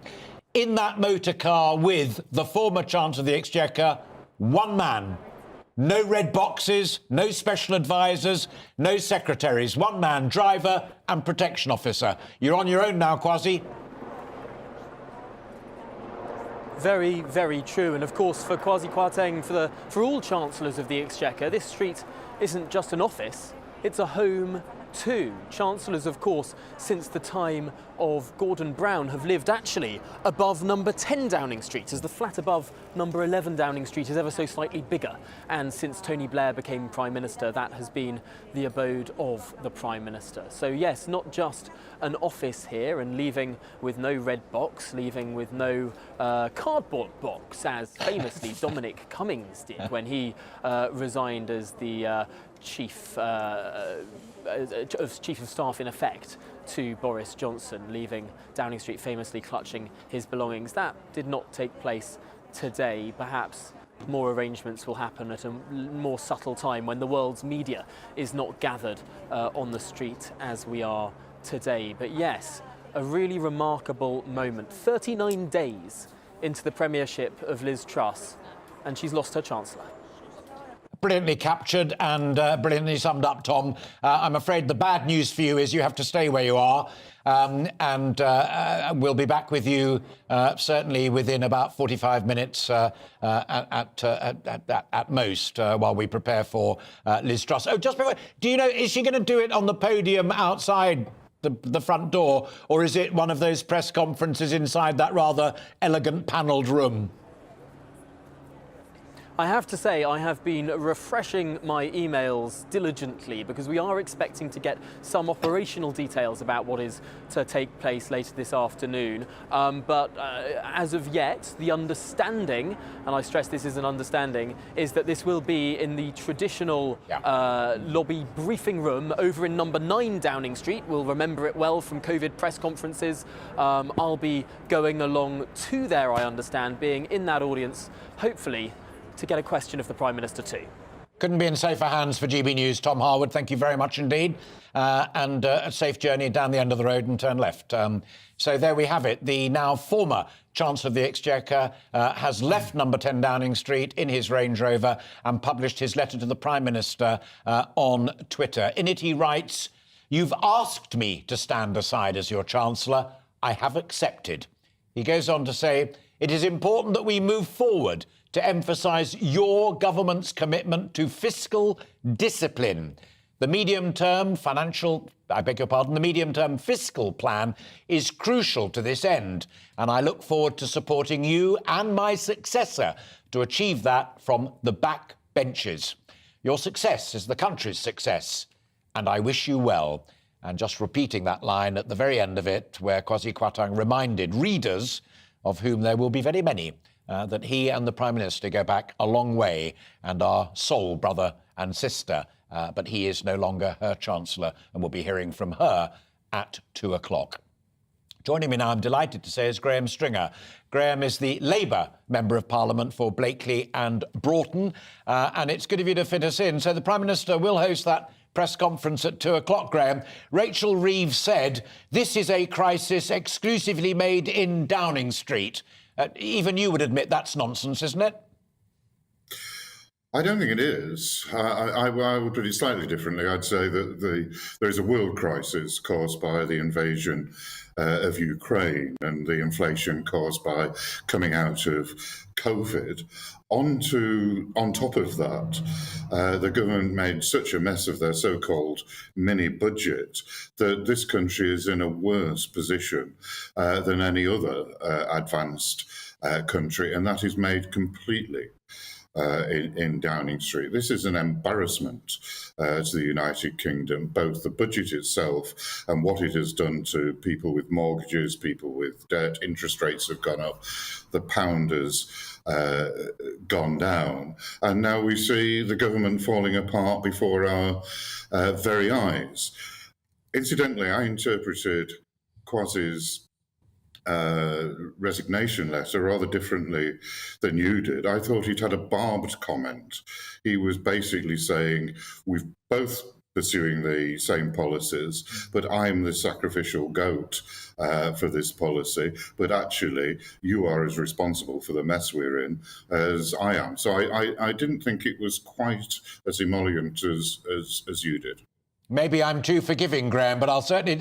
I'm grateful to you for raising that point, and I will discuss it with my panel in just a moment. Let me ask you another question, and you've been good enough to come onto my programmes at the weekend occasionally. We've talked about this. I know that Sir Keir and Rachel have been crystal clear that they wanted the windfall tax on the big profits that the energy companies have made, and the government acceded to that to all intents and purposes. But apart from the top rate of tax, which is now gone, the bulk of this budget that Rachel is so critical of, you're nodding through. Well, I think it is always a mistake for oppositions to nail their colours to a particular mast on a particular budget, because the world changes very quickly and the opposition is not in control of it. So I think it's probably a slight error to say we would have stuck with the 19p tax, because by the time we get to the general election, whenever it is, and I hope it's pretty quickly, that might be a commitment we can't keep because the country's finances are in such a mess at the moment. So I take your point. I think we should stand back and say the government are making such a mess of things that really we will have to take a look at the books, as Harold Wilson used to say a long, long time ago, when we get into office. Yeah, fascinating. But the way things are going, and all of my panel here was saying that none of us could remember a similarly crazy era where goodness knows what happens next. I mean, it is even conceivable that election will be sooner rather than October 24 or the spring of 25. You've got to be ready to go. And if we reflect back upon your party conference and a not unreasonable speech from Rachel and a not unreasonable speech from Sir Keir, the headlines from that will be, beyond more windfall tax, the nationalisation of the energy sector. British energy will be British-owned. Rolling back the stones a wee bit there, aren't we? Well, I think, as you said, the last time we had a discussion, there seems to be a change of atmosphere and tide in politics at the present time. And in the 1980s, the public, the own nationalised industries, were not universally popular, partly because of bad service, partly because people were offered easy money by buying shares in those nationalised industries. Sure. But I think the performance of some of the privatised utilities, the water industry, electricity, has been so poor. The railways, you can't travel easily now between Manchester and London, has been so poor that I think the public are ready to take some of those utilities, some of those monopolies, back into public ownership. And I think that will be quite a popular policy. And if I can say one last thing, I think the government is in such a mess. Liz Truss has been behaving as though she's had a mandate from the electorate to change policies in such a dramatic way. I think the public have to be asked. And you would expect an opposition MP to say that. But I think the public want an election at the present time to help resolve what really are the issues before us, so we can get our country back onto an even keel, because we are an international laughingstock at the moment, as the chief executive of the IMF said in very diplomatic words, but she was saying the United Kingdom is financially a mess, and we don't expect that from the United Kingdom. So we need a general election as soon as possible. Graham Stringer, it is genuinely always a pleasure to talk to you, and thank you for finding time for us this Friday afternoon. Graham Stringer there, the Labour Member of Parliament, as I say, who we have often had on the programme, and is always welcome on this programme for the sake of balance. Your little head nearly fell off when he made that point about the barb in this letter, which I put my hand up. I hadn't spotted. Graham Stringer is one of the most sophisticated I totally agree with that. I know. He's been a huge ally, friend indeed, to GB News from the very beginning of GB News in the middle of 2021. He wanted to help us. He's a really everything a parliamentarian should be, in my view.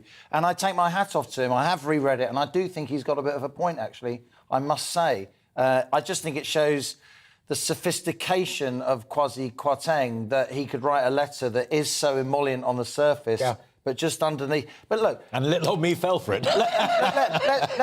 Let's just take a moment here just to talk a little bit about Quasi Kwarteng, somebody I've known for many, many years. I interviewed him at Labour Tory Party conference, of course. This is somebody whose parents... This is an incredible human story. This is somebody whose parents came to the UK in the 1960s from Ghana. His father was a law student. He grew up in pretty humble circumstances when they first came to the UK. That his parents made money. He won a scholarship to Eton. He was a King's Scholar, which means you have to be an extremely precocious, very, very bright young person. He went just to stress, because I know a bit about that particular school. Yeah. It's purely academic. Purely superstars become King's Scholars. It's like college men at Winchester. That's right. It's just a handful of each year. It's nothing to do with money or being of what is already a very, very selective school. However much money you've got or you haven't got. He then goes on to Cambridge. He gets a PhD in history, having got a first. They don't give those things away. And he's written some really well-reviewed history books as well. He's a person of financial sophistication.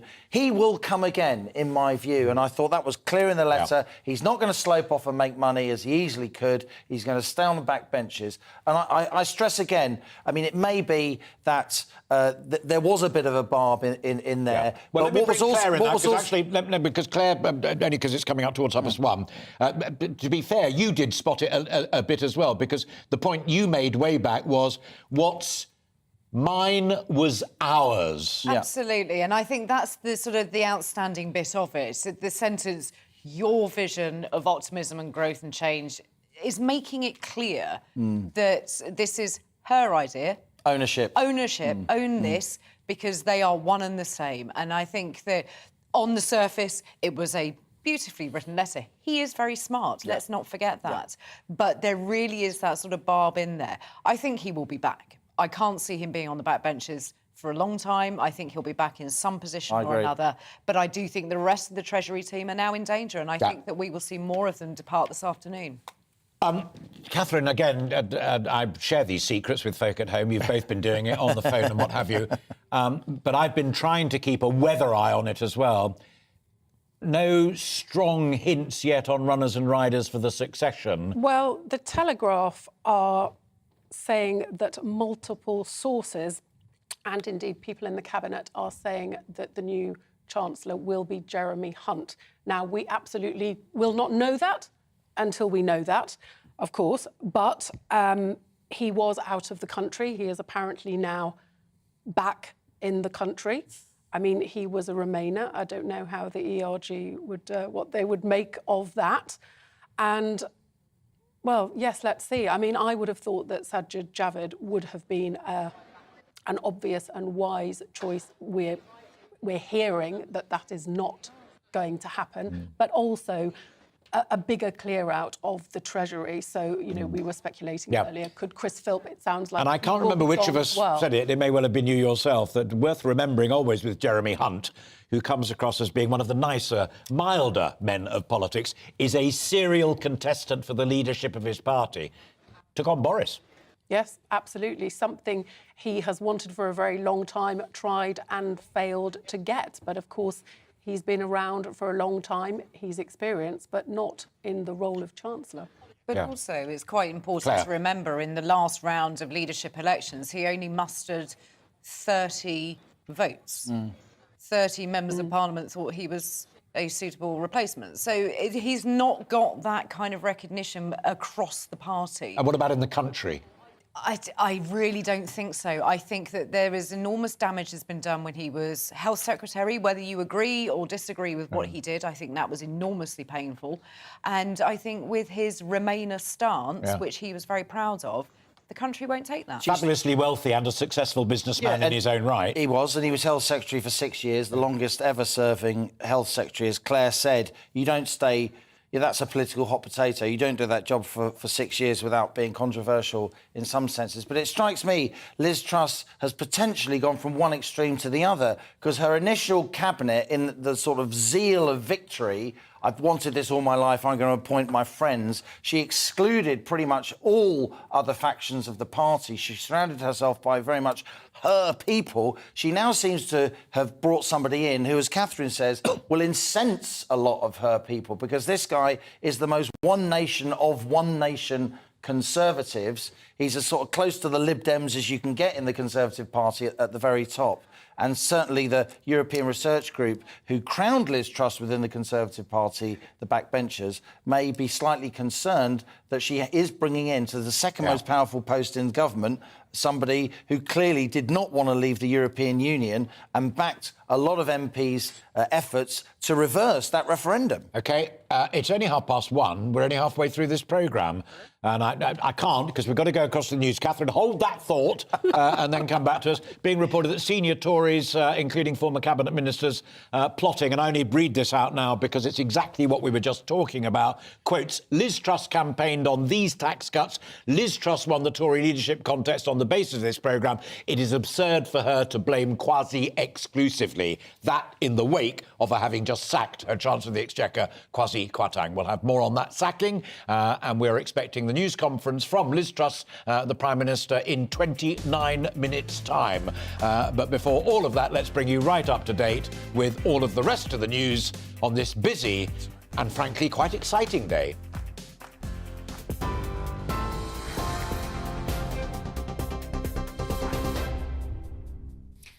Good afternoon. It's 1:31. I'm Rhiannon Jones in the GB newsroom. Quasi Kwarteng has been sacked as Chancellor just weeks after he announced tax cuts that triggered widespread financial turmoil. In his resignation letter, he accepted the Prime Minister's request to stand aside as Chancellor. Kwarteng met Liz Truss at Downing Street a little earlier after cutting short his meeting with international finance ministers in Washington, D.C. Well, it comes amid speculation the government's about to do another mini-budget tax U-turn. The Prime Minister's set to hold a press conference this afternoon, which of course will bring you here live on GB News. Liz Truss faces growing calls from within her party to rethink her economic plans. In other news, Royal Mail says it's planning to make up to 6,000 people redundant by next August after announcing losses of more than £200 million. The company says it started notifying workers of its plan, which aims to reduce its overall headcount by a total of 10,000. Thousands of people across Australia's southeast have been told to leave their homes after 2 days of heavy rain caused flash flooding. Some areas have seen more than a month's worth of rainfall over the last 48 hours. Though heavy rain is expected to ease later, officials are warning flooding could continue through the weekend. And climate activists have been arrested after throwing tinned soup at one of Vincent van Gogh's most famous paintings in a protest against fossil fuels. The Just Stop Oil protesters threw tomato soup at the Sunflowers masterpiece hanging in the National Gallery in London. The Met Police said they then glued themselves to a wall opposite the painting before they were freed by specialist officers. The force said the painting hasn't been damaged, which is good news. TV, online and DAB Plus radio. This is GB News. Don't go anywhere. Alistair will be back in just a moment.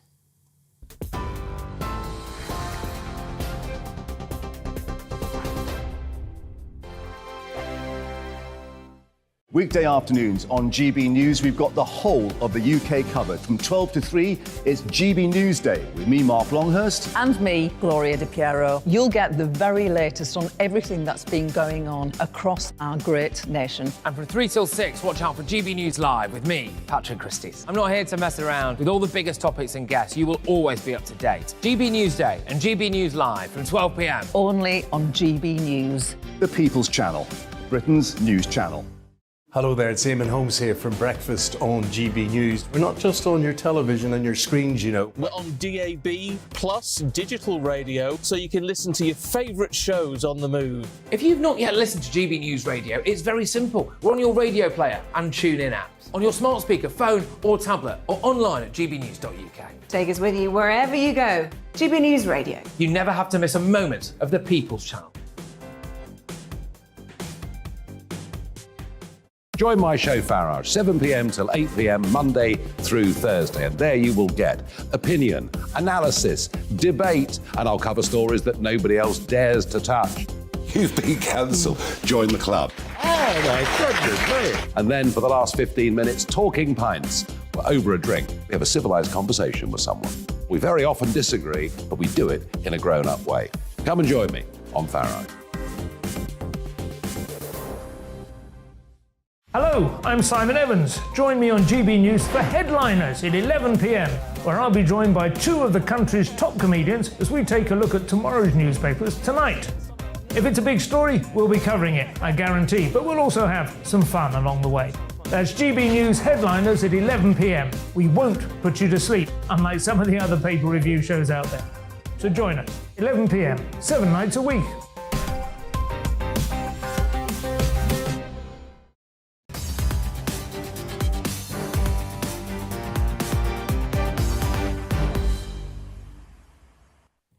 Hello, it's 25 to 2. You're watching GB News with me, Alastair Stewart, and my splendid guests on GB News Newsday. Continuing our coverage that began with the Chancellor of the Exchequer, as he then was, hurtling back overnight from Washington to find out that he is no longer Chancellor of the Exchequer. Quasi Kwarteng has been sacked and sent a letter saying that he's been asked to depart. We had a fascinating conversation a little while ago about the degree to which there was a barb in there, basically saying these were your policies, Prime Minister, as well as mine, and now a growing body of Conservative MPs, some of them senior, if we are to believe what we are reading, reminding the Prime Minister, who is due to speak a little later on, that her fingerprints are as much over that policy as the late, lamented in some circles, Quasi Kwarteng. And you're picking up on that from your sources as well. Yes, so obviously the Prime Minister is hoping that in getting rid of the Chancellor, that will be a reset moment, that confidence would help to restore confidence. But of course, she and the Chancellor are absolutely inextricably linked. I think it was as much her budget really as it was his.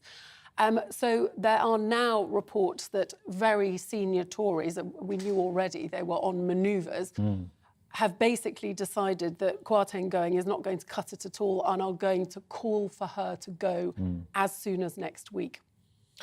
And it's a really cheeky question, but you are, Catherine, a brilliant political correspondent, so you will either answer it or flat bat it completely. Do you think those senior sources include the likes of Penny Mordaunt, who is in government in a very senior position, and Rishi Sunak, who is not? Well, Rishi Sunak has been very quiet. He's kept out of it, clearly. But Penny Mordaunt is in the cabinet, but she already went against Liz Truss, didn't she, over the benefits at party conference.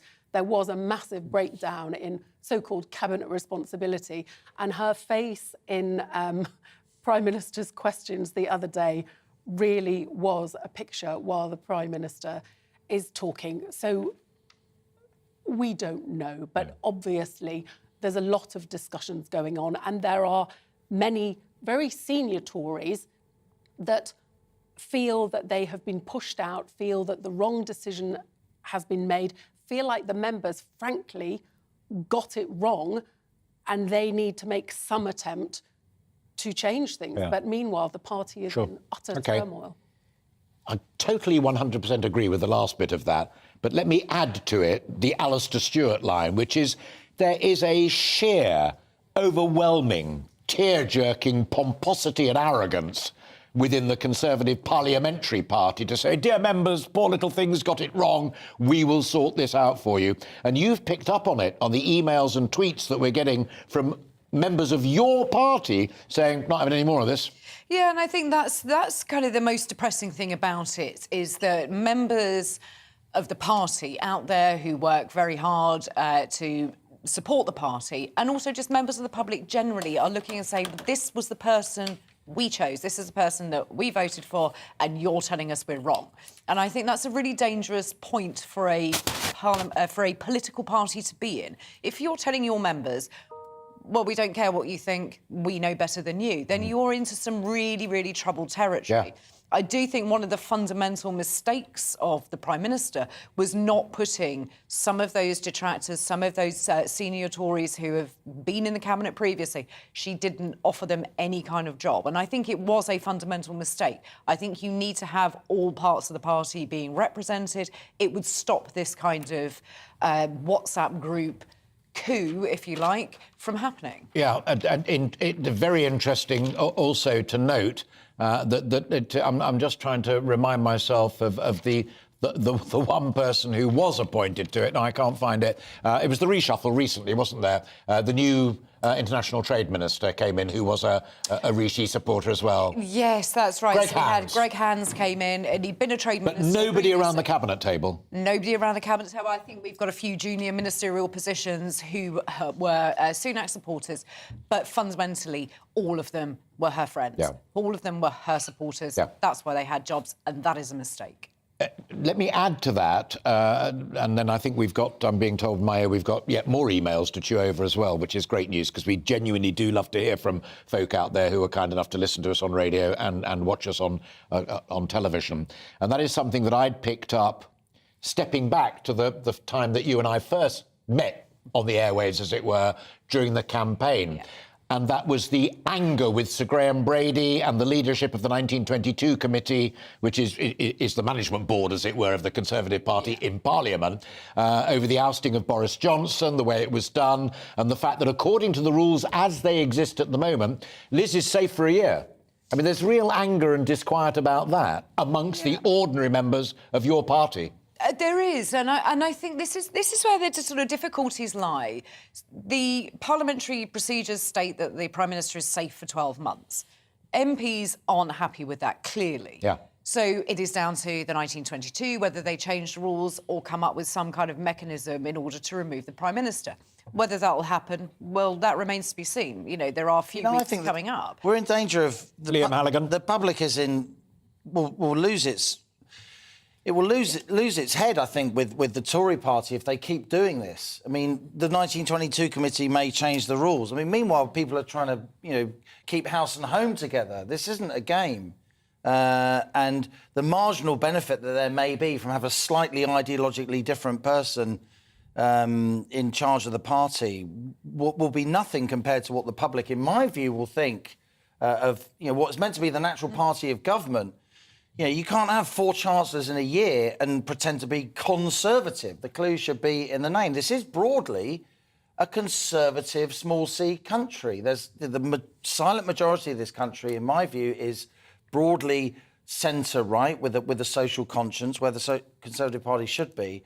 But if we keep having these kind of parliamentary pyrotechnics, if we keep having people serving vendettas on sitting prime ministers when people just want some form of stable leadership, so much so that global financial markets are voting with their feet, then I think we've got a problem. I'm going to pick up on your lovely word pyrotechnics, because I thought you were going to say piracy, because I think there's also a real sense out there amongst ordinary Conservative members of the party, not members of Parliament, who feel that they took a choice, rightly or wrongly, between Liz and Rishi, and now the MPs are basically saying, dear boys, dear girl, you got it wrong. Just like a lot of MPs told us all we got it wrong after the Brexit referendum. And not unlike Labour's problems with Jeremy Corbyn and the membership there.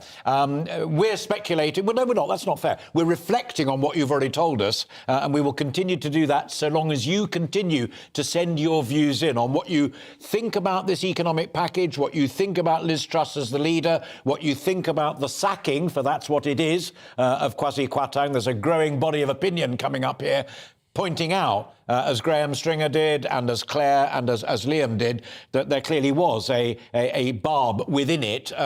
Keep those views coming in. You can do it either by email, gbviews@gbnews.uk, or you can tweet at GB News, or you can tweet me or Liam or any of us here, and we will share. Let's dig straight into some more. Jenny says, what a letter! This shows the true character of the man. What have we lost?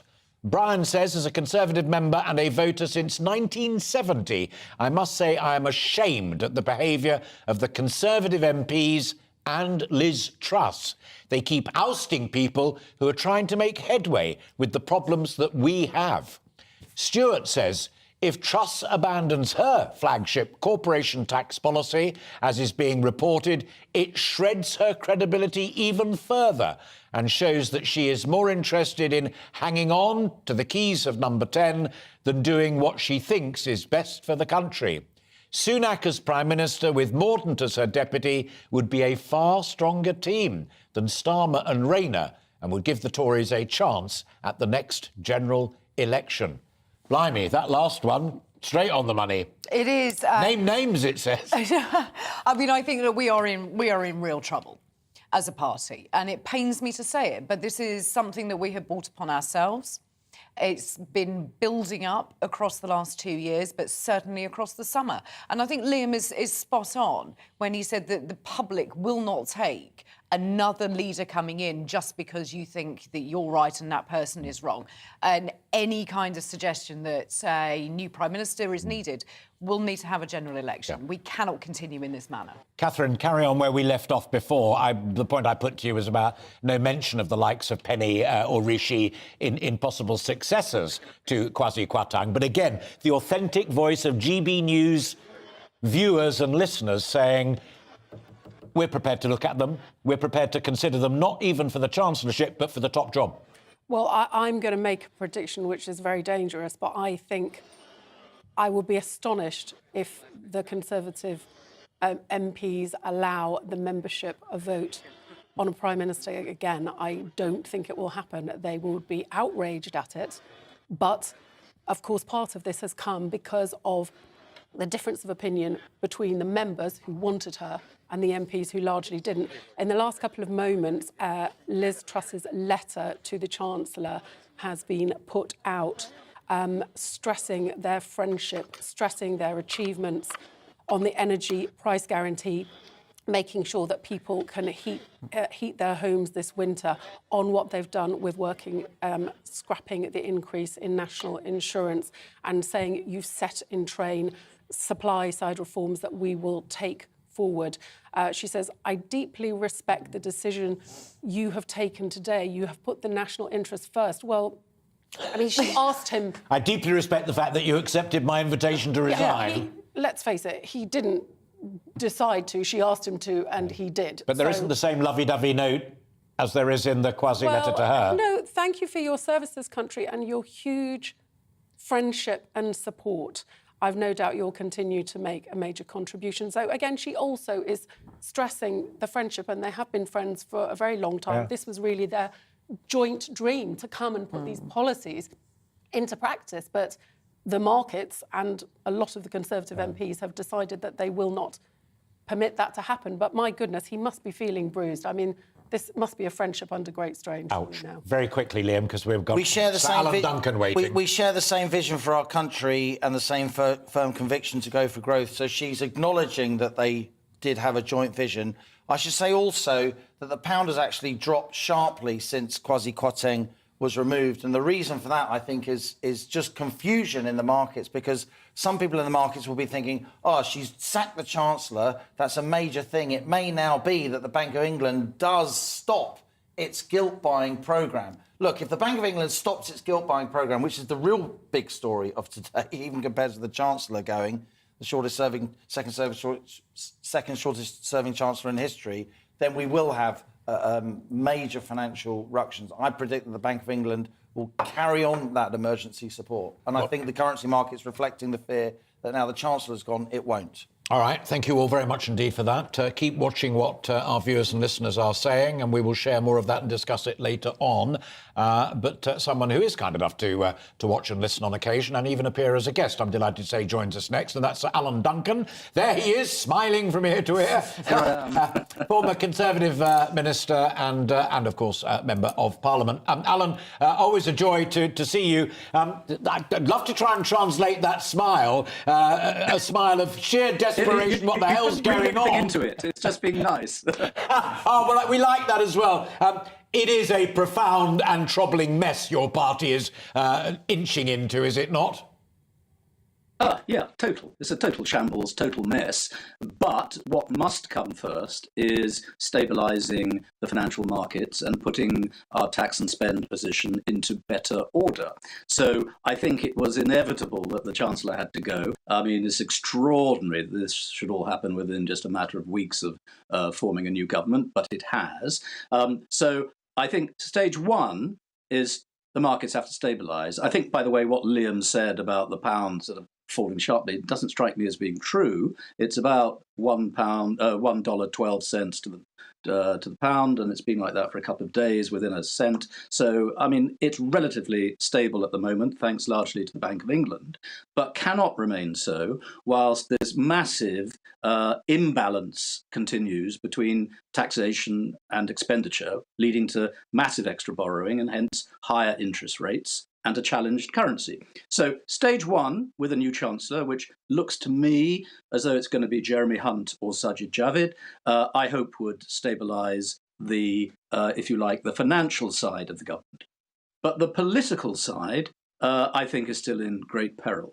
And by the way, I think this is true. I'm just seeing it on the wires now that effectively the Deputy Chancellor, the Chief Secretary of the Treasury, has also been moved, hasn't been sacked altogether, gone to the Cabinet Office with it, and has been replaced by Ed Arger, who has been in the Cabinet Office. Now, that in itself is a good move. Ed Arger is very popular. He's very steady. He's known as Steady Eddie. So I think that'll go down very well if it's true, and confirmed, which I think it has been, across all bits of the party. He's very well respected in government, and I think will be in financial markets as well. But on the political side, I think this is still a complete disaster. Now, whether by sacrificing Quasi Kwarteng, the Prime Minister can save herself, remains to be seen, because the problem is that his economic policy was identical to hers. They were one and the same, almost driven more by her than by him. So her credibility is going to be absolutely in the balance after this. And intriguing, you're a brilliant student of these things. There it sits in the letters with Quasi Kwarteng after it was usefully translated, for me, not least, amongst my panel, that there was a subtle barb in there from Quasi saying, these were our policies, we did this together, I'm going. And then Liz saying, well, you know, continuity. Do you fear that you use the language of great peril, but is the Prime Minister herself painting herself into a perilous corner with everybody now closing in on her? Got one scalp, let's have two. I think there is that danger. I mean, the letter could equally have said, you know, dear Prime Minister, you got us into this mess, darling, thanks a bunch. She was joined at the hip with him. And her interviews, and she's at the top, so she could have changed the emphasis of this from what she said, were just irrational nonsense. And, you know, those who call for the party to unite, well, you can't wisely or easily unite behind irrational nonsense. What you have to do is have a credible economic policy, which at the moment we don't. I mean, growth is a long-term thing. And yes, over the long term, these sort of lower taxation policies are right. But you can't just launch them in to a highly stressed, highly fragile financial situation where the markets are already jittery and where we have faced two massive unforeseen demands on government spending with COVID and higher fuel prices. So the political judgment of this, whatever the economic theory, was utterly crass. Now, they've got to crunch the gears into reverse and change the policy. There's definitely going to have to be a corporation tax rise, but they need to get borrowing to a level which restores respect in the financial markets, puts less pressure on rising interest. And because of this, and this is also the political point, is that because this was such a catastrophic non-budget, whatever economic pain people now feel, they will blame on the government and not on Vladimir Putin. And that's not going to go away. Yeah. And interest rates are going to bite and people are going to scream and they're not going to be able to pay their bills and they will say it's the government's fault.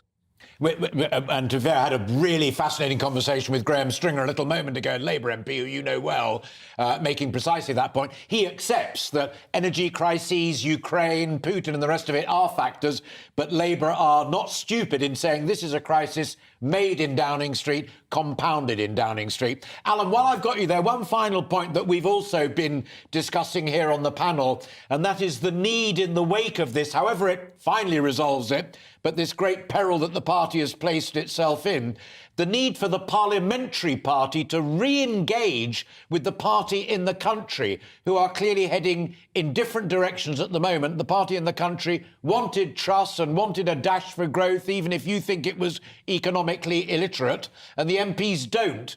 There's a gulf there that needs to be bridged. Well, I think they have to unite behind dignified conduct, whatever their differences are.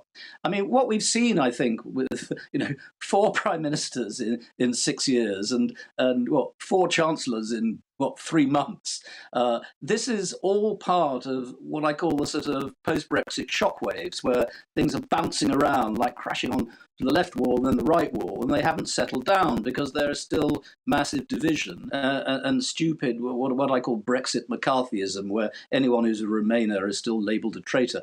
Get over it and run the country properly. That's what's needed. And based on your earlier conversation, which I was just listening to before this interview, I mean, the parliamentary party has to make its decisions, because the membership, this idea that, the membership are going to be up in arms if they're not included in picking another leader. No, they just want this government to get its act together.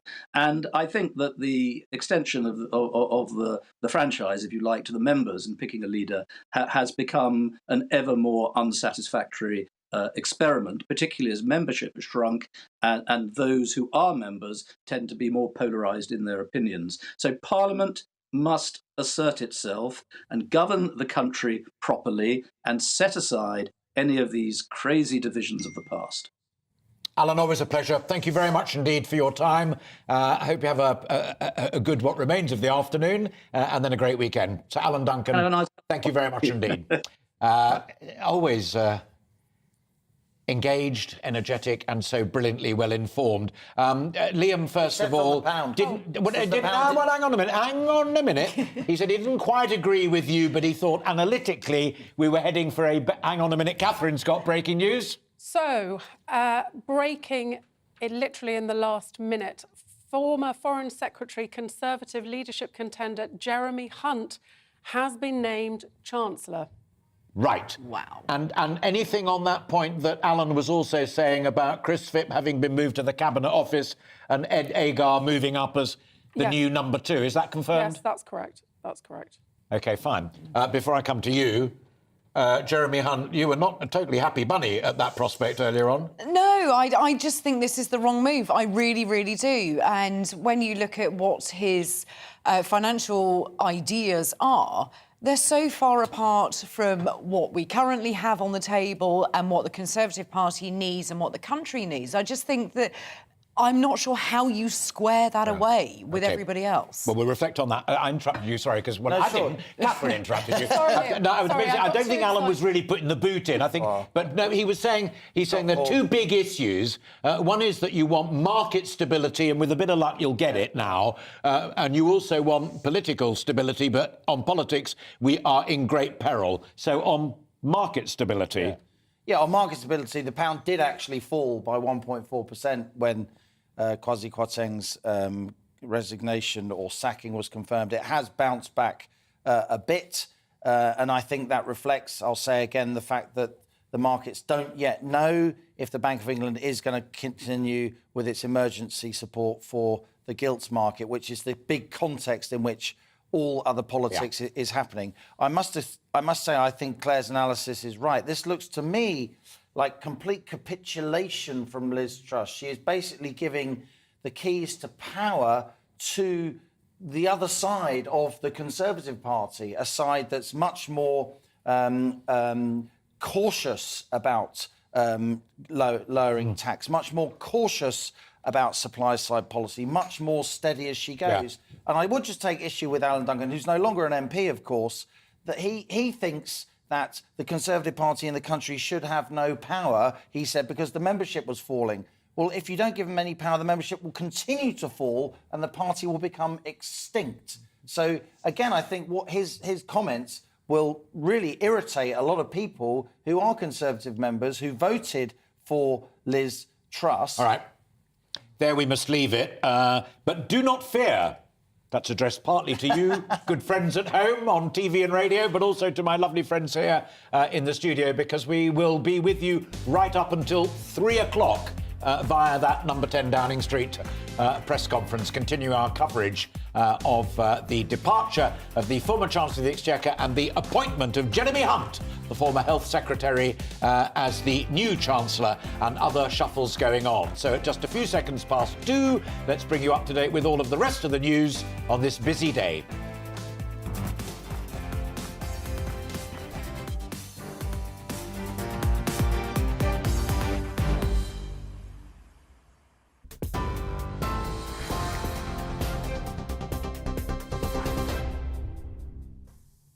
Good afternoon. It's just gone 2 o'clock. I'm Rhiannon Jones in the GB newsroom. Some breaking news just as Alistair was mentioning. Downing Street has just confirmed that former Foreign Secretary and Conservative leadership contender Jeremy Hunt is the new Chancellor. It's after Quasi Kwarteng was sacked from the role just weeks after he announced tax cuts that triggered widespread financial turmoil. In his resignation letter, he accepts the Prime Minister's request to stand aside as Chancellor. He says he'll support his successor, but insists following the status quo simply isn't an option. Kwarteng met Liz Truss at Downing Street a little earlier after cutting short his meeting with international finance ministers in Washington, D.C. Well, in her letter to Quasi Kwarteng, Liz Truss said she was deeply sorry to lose him from the government, adding she deeply respects the decision he's taken today, putting the national interest first. It comes amid speculation the government's about to do another mini-budget tax U-turn. The Prime Minister is set to hold a press conference at 2:30 within the next half hour, which will bring you live here on GB News. Liz Truss faces growing calls from within her party to rethink her economic plans. In other news, Royal Mail says it's planning to make up to 6,000 people redundant by next August after announcing losses of more than £200 million. The company says it started notifying workers of its plan, which aims to reduce its overall headcount by a total of 10,000. Royal Mail expects its full-year losses to hit £350 million. Labour has pledged to try and ban fracking once and for all, calling it an unjust charter for earthquakes. The opposition plans to work cross-party with all MPs that oppose the controversial gas extraction method. The government's decision to lift the fracking ban in England has been scrutinised in recent weeks. It had been in place since 2019 following a series of earth tremors. Shadow Climate Secretary Ed Miliband says his party will oppose what he calls the Conservatives' dodgy plans. Ian Russell, the father of the 14-year-old who ended her life after viewing suicide content online, has urged social media companies not to drag their feet. It comes after a coroner in the Molly Russell inquest recommended platforms be required to do more to protect children online, including separate platforms for adults and children. Instagram's parent company Meta has said it supports more regulation of social media and is committed to making Instagram a safe and positive experience for everyone. Climate activists have been arrested after throwing soup at one of Vincent van Gogh's most famous paintings in a protest against fossil fuels. The Just Stop Oil protesters threw tomato soup at the Sunflowers masterpiece hanging in the National Gallery in London this morning. The Met Police says they then glued themselves to a wall opposite the painting before they were freed by specialist officers. The force said the painting hasn't been damaged. In the US, 5 people, including an off-duty police officer, have been shot dead in North Carolina. The shooting happened in Raleigh near the popular trail that runs through part of the city. At least 2 other people, including another police officer, were wounded and taken to hospital. Police say the suspect is a 15-year-old boy and he's in a critical condition in hospital. The mayor of Raleigh, Marianne Baldwin, said terror has reached her city's doorstep. We have to end this mindless gun violence that is happening in our country. We have work to do, but there are too many victims, and so we have to wake up. I don't want other mayors standing here at the podium with their hearts breaking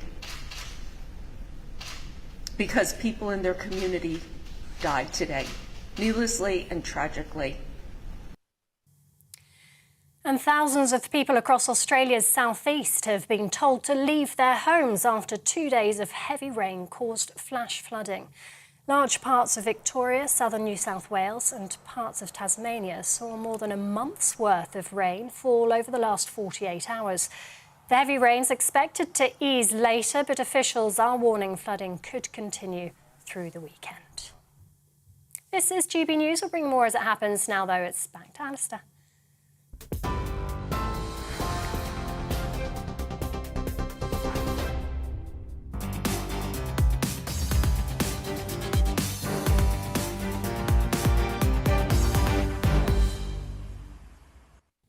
Rhiannon, thank you very much indeed. It's now 2:05. You're watching GB News with GB Newsday, me, Alastair Stewart, and guests. Prime Minister has sacked her Chancellor of the Exchequer over their much criticised mini-budget.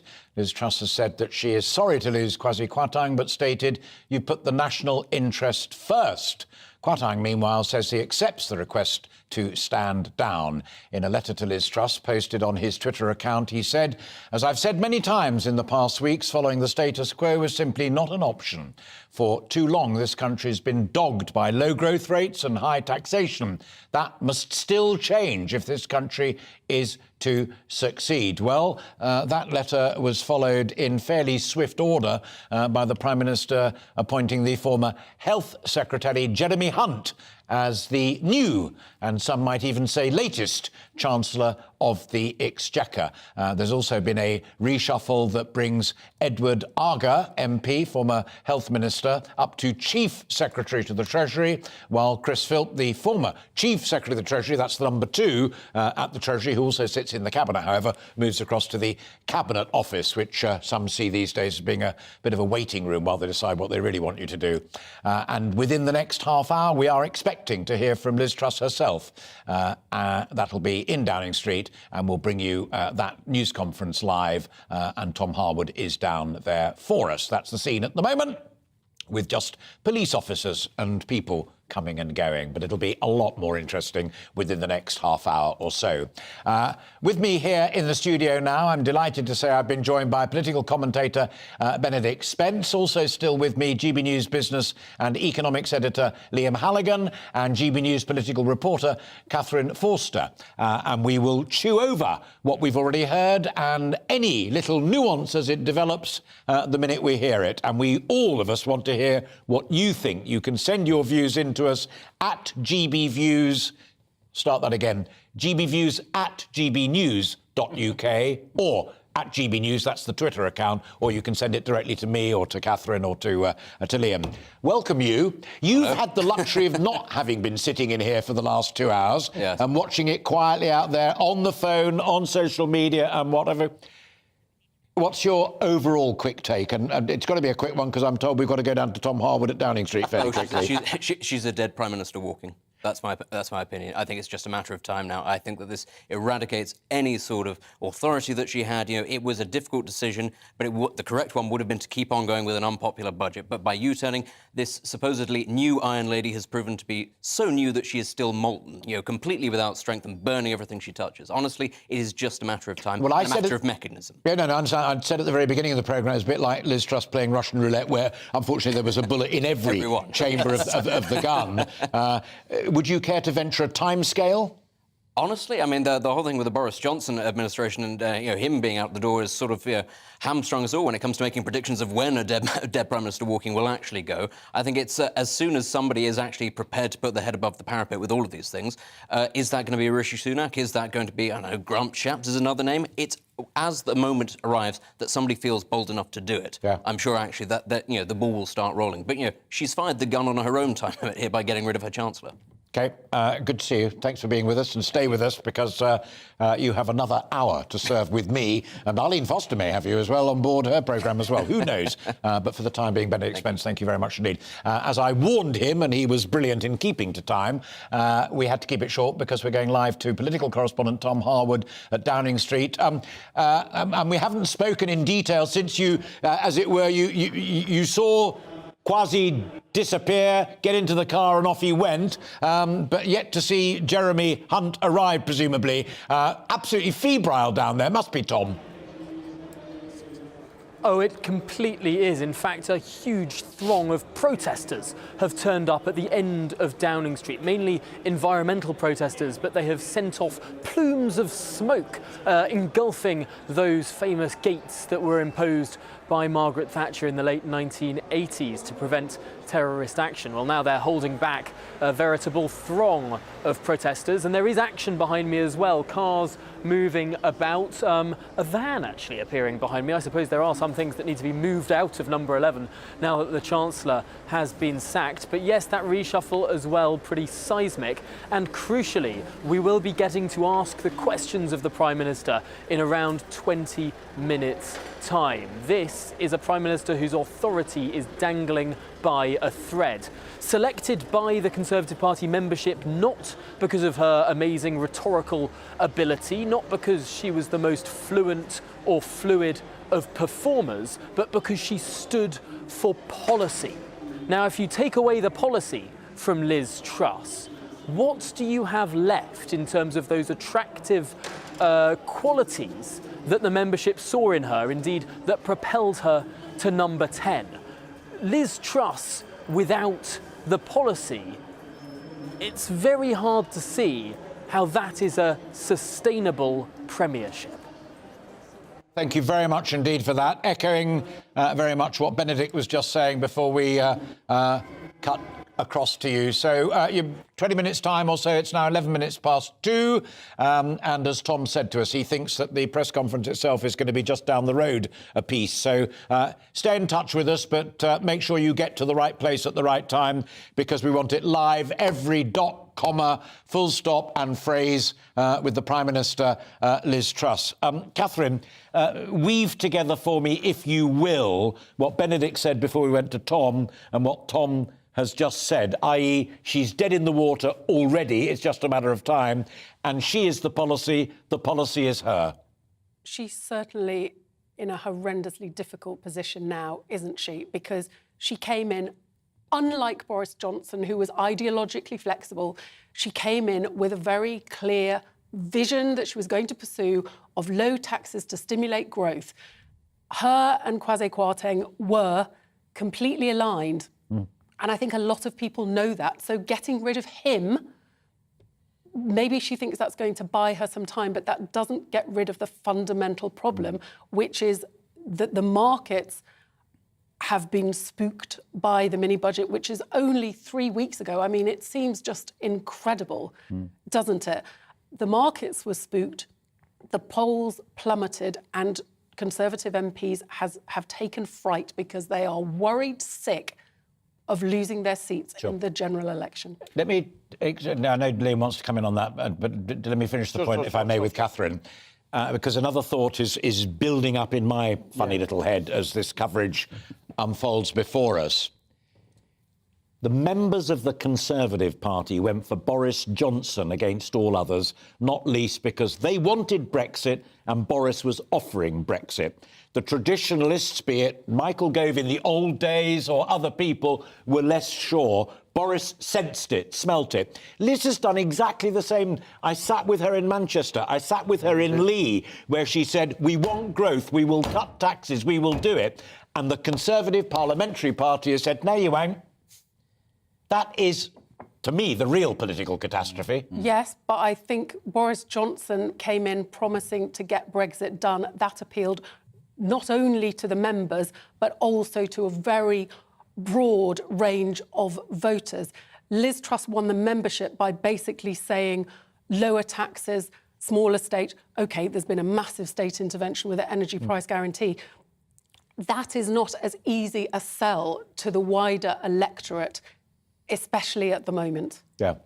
Do the markets want her head as well? No, what the markets don't like is they don't like turmoil and uncertainty and politicians stabbing each other in the front and the back. And I just push back slightly against this narrative, if only for the sake of argument, but I do actually believe this. Look, she is damaged, absolutely. I do think the mini-budget was tin-eared. I said it instantly as the mini-budget was being announced. But what I would say is this. Yes, the corporation tax freeze has gone. Yes, the top rate of tax cut has gone. But the real substance of her policy, the three big parts of her policy, not necessarily the most eye-catching, but fiscally by far the most important, the energy price cap, which Catherine just referred to, the reduction in national insurance, which is already gone through in law, and, we haven't spoken about this yet, the reduction in the basic rate of income tax brought forward a year, they are still on the table. I think she will now fight, and it will be the fight of her life, and it will be the fight for her premiership, for that top rate of income tax reduction to be brought forward. The vast majority of this package has held the road. Sure.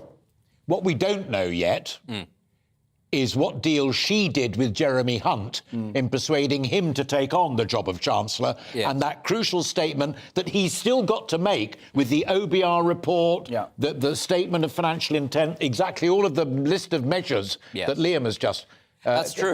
In that sense, it is still up to play for.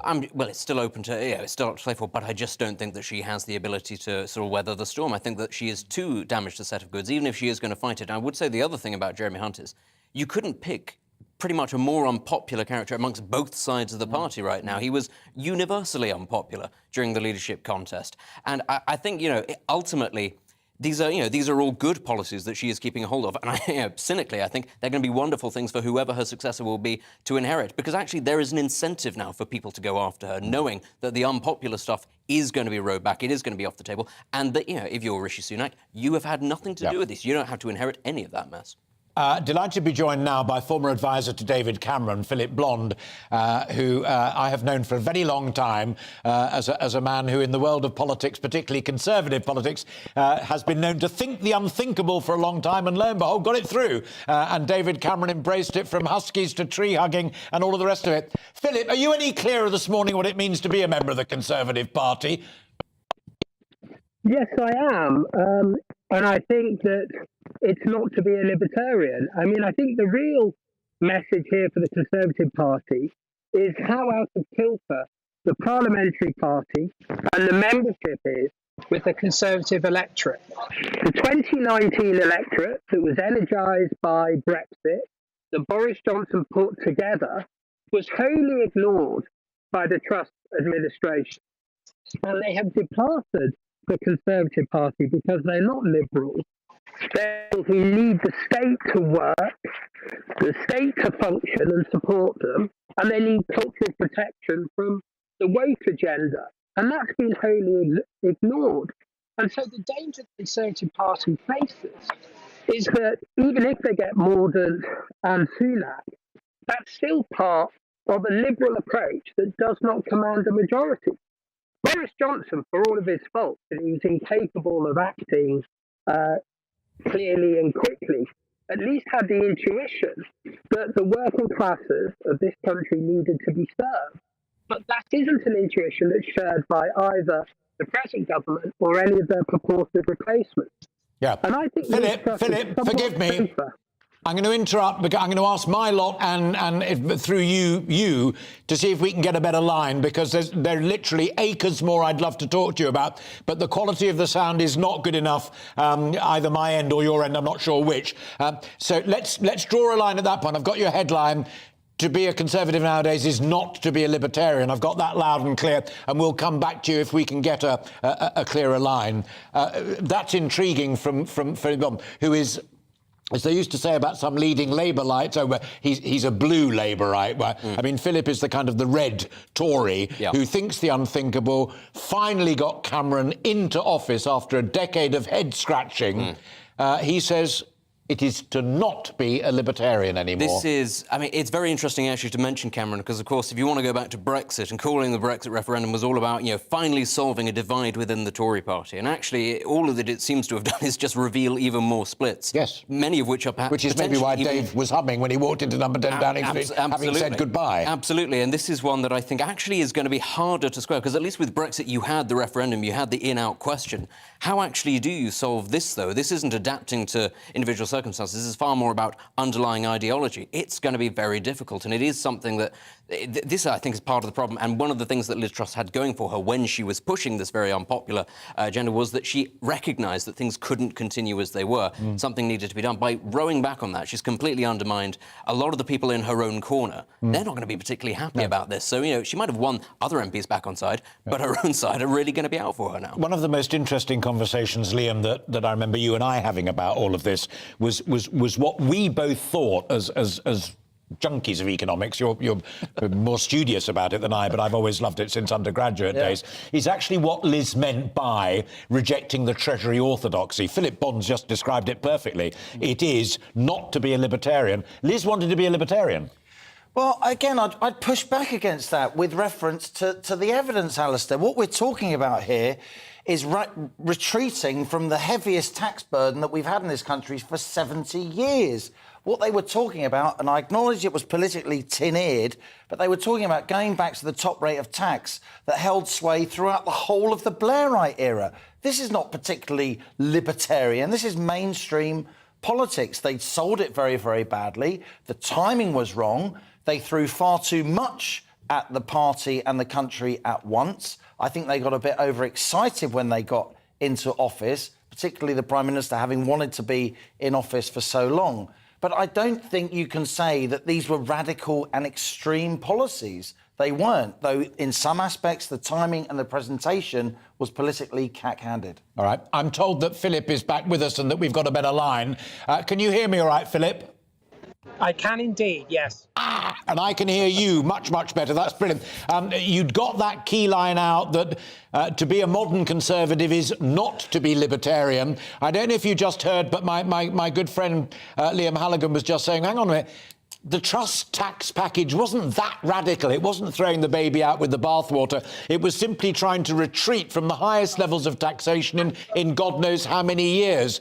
Have we lost that in a pursuit of growth and an attempt to at least shake up a moribund system? Has that gone as well? Well, I partially agree with Liam. I think he's right. There's a sense in which it's how can it be a good idea to raise corporation tax in the face of a recession? But it's the idea of unfunded tax cuts at the personal level that I think is problematic. There's very little international evidence that genuinely contributes to growth. And also the undiscussed part of the energy offer, there was simply no distributional element to it at all. And if you'd allowed the richer households in the country to pay proportionately more, that could have done a great deal to dampen the cost. And I think that it is unfortunately a libertarian agenda, because the libertarian agenda believes that sort of Laffer curve economics, that just reducing the tax burden is necessary and sufficient condition for growth, which it isn't. I'm sure Liam doesn't believe that. But it's the paucity of the other offer, and we have to look at where the 2019 electorate came from. And if you forgive me, I'll repeat myself. They need a strong state. They don't need a smaller, more dysfunctional state, which is all the Tories have offered us since David Cameron. We've had no programme that's genuinely transformative of public sector reform outside of devolution. They need a police service that works, that catches criminals. They need a health service that isn't in meltdown. They need schools and education that don't penalise working class kids. And that is not what we had on offer from this government. And that is, and we, the Conservative Party, has not adjusted from its southeastern constituency in the 1980s. It's now in marginal parts of the country outside of the conurbations where the educated dominate. They didn't shift to who their electorate are. And their electorate are, and I know this is hard to hear, their electorate are the people that Mrs. Thatcher left behind in the 1980s, who had been ignored, who had no access to assets, and whose class penalty is so extreme that it passes on to their children, and their life expectancy is 20 years in some cases in ill health between the poorest and the richest parts of this country. That is the new Tory electorate. Interesting, and I didn't interrupt that list that you gave, because I agree absolutely that what folk out there, whether they're behind the red wall, in front of it, behind the blue wall or whatever, they want safe streets, they want decent housing at a reasonable price, they want an NHS where 1 in 8 of the population is not on a waiting list, or 7 in 8 of the waiting list, or what have you. Do you know, Philip, that's also about competence. It's not about ideology and libertarianism. It's also about blooming competence. And at the moment, this is a government at various points across the spectrum that does not pass muster on the competence measure. Well, respectfully, I would disagree. I think it is about ideology. If you recast your mind back to George Osborne, all we had was austerity, and we didn't have a programme of genuine public sector reform. And that is from a dysfunctional state, and the state is dysfunctional, and the NHS is the most dysfunctional part, arguably. But all we've done is cut the resources going into the state. We haven't done anything bold, like unitarise the councils, amalgamate the balkanisation of the NHS, localise health. We haven't done any of this. We've just simply cut. And that is ideological. And that is 1980s Toryism. And that is not a recipe for a majority. The number of people in this country, according to the British Social Attitude Survey, who support cutting back both taxes and public expenditure is 7%. Not of all voters, of Tory voters. Philip, always a pleasure to talk to you, and I'm really worth sorting that sound problem out. And I'm guessing you're at a book fair or somewhere. I wish you success, and you keep in touch with us. Always a genuine pleasure to talk to you. Philip Bond there, great Tory thinker, slightly on the left of the party, in inverted commas, as it were, but someone who worked very, very closely with Dave Cameron and had his fingerprints all over defining the Conservative Party at that era. I'm going to come back to you, Benedict, to pick up on the second point he made when I was saying, it's about incompetence in the Home Office, about boat people, about policing and all the rest of it. He said it's a dysfunctional state. Yeah. And in his assessment, what folk out there want is a state that works and are prepared to pay for it. And what I think you could say about Liz Truss is that she identified that things couldn't go on as they were. You could also say that about the previous administration when it was effectively being run by Dominic Cummings. That was his big thing, was about, ripping up the civil service, changing everything because it just wasn't working. It's not that people don't recognise this. They have recognised it in the Conservative Party for a long time. It's just about getting to grips with it. And I say all the sort of the on-running issues, Brexit, the ideological battles that are going on, none of that helps if you don't actually have a sort of a coherent worldview and everybody isn't on the same side. For example, if you have your chief of staff and your wife at each other's throats, it's a recipe for disaster. You're not going to get that sort of change. And until we have a government, be it Labour or Tory, that actually has those sort of infighting issues sorted, we're not going to get to that stage. No, just I finished the point. No, brilliant. My good manners were insisting I waited until you finished that thought, which you did, because folk who are watching on television will know that there is the familiar setting that we've been talking about over the last couple of hours. That is the press room within Downing Street. Tom was suggesting it's actually within number 9. It's just down the corridor a wee bit, but you will know that whether it was COVID press conferences in the old days or visiting heads of state, that's where they do it. 2 flags, 1 podium with that curious twisted wooden design to it, which I don't particularly take to, but I'm not a student of architecture. I'm sure it's a wonderful thing. But anyway, that's where Liz Truss will be standing in very short order. The minute we do see movement there, or Tom shouts in my ear, I promise faithfully that we will stop whatever else we're talking about, so you will not miss a word of Liz Truss giving that press conference in very short order.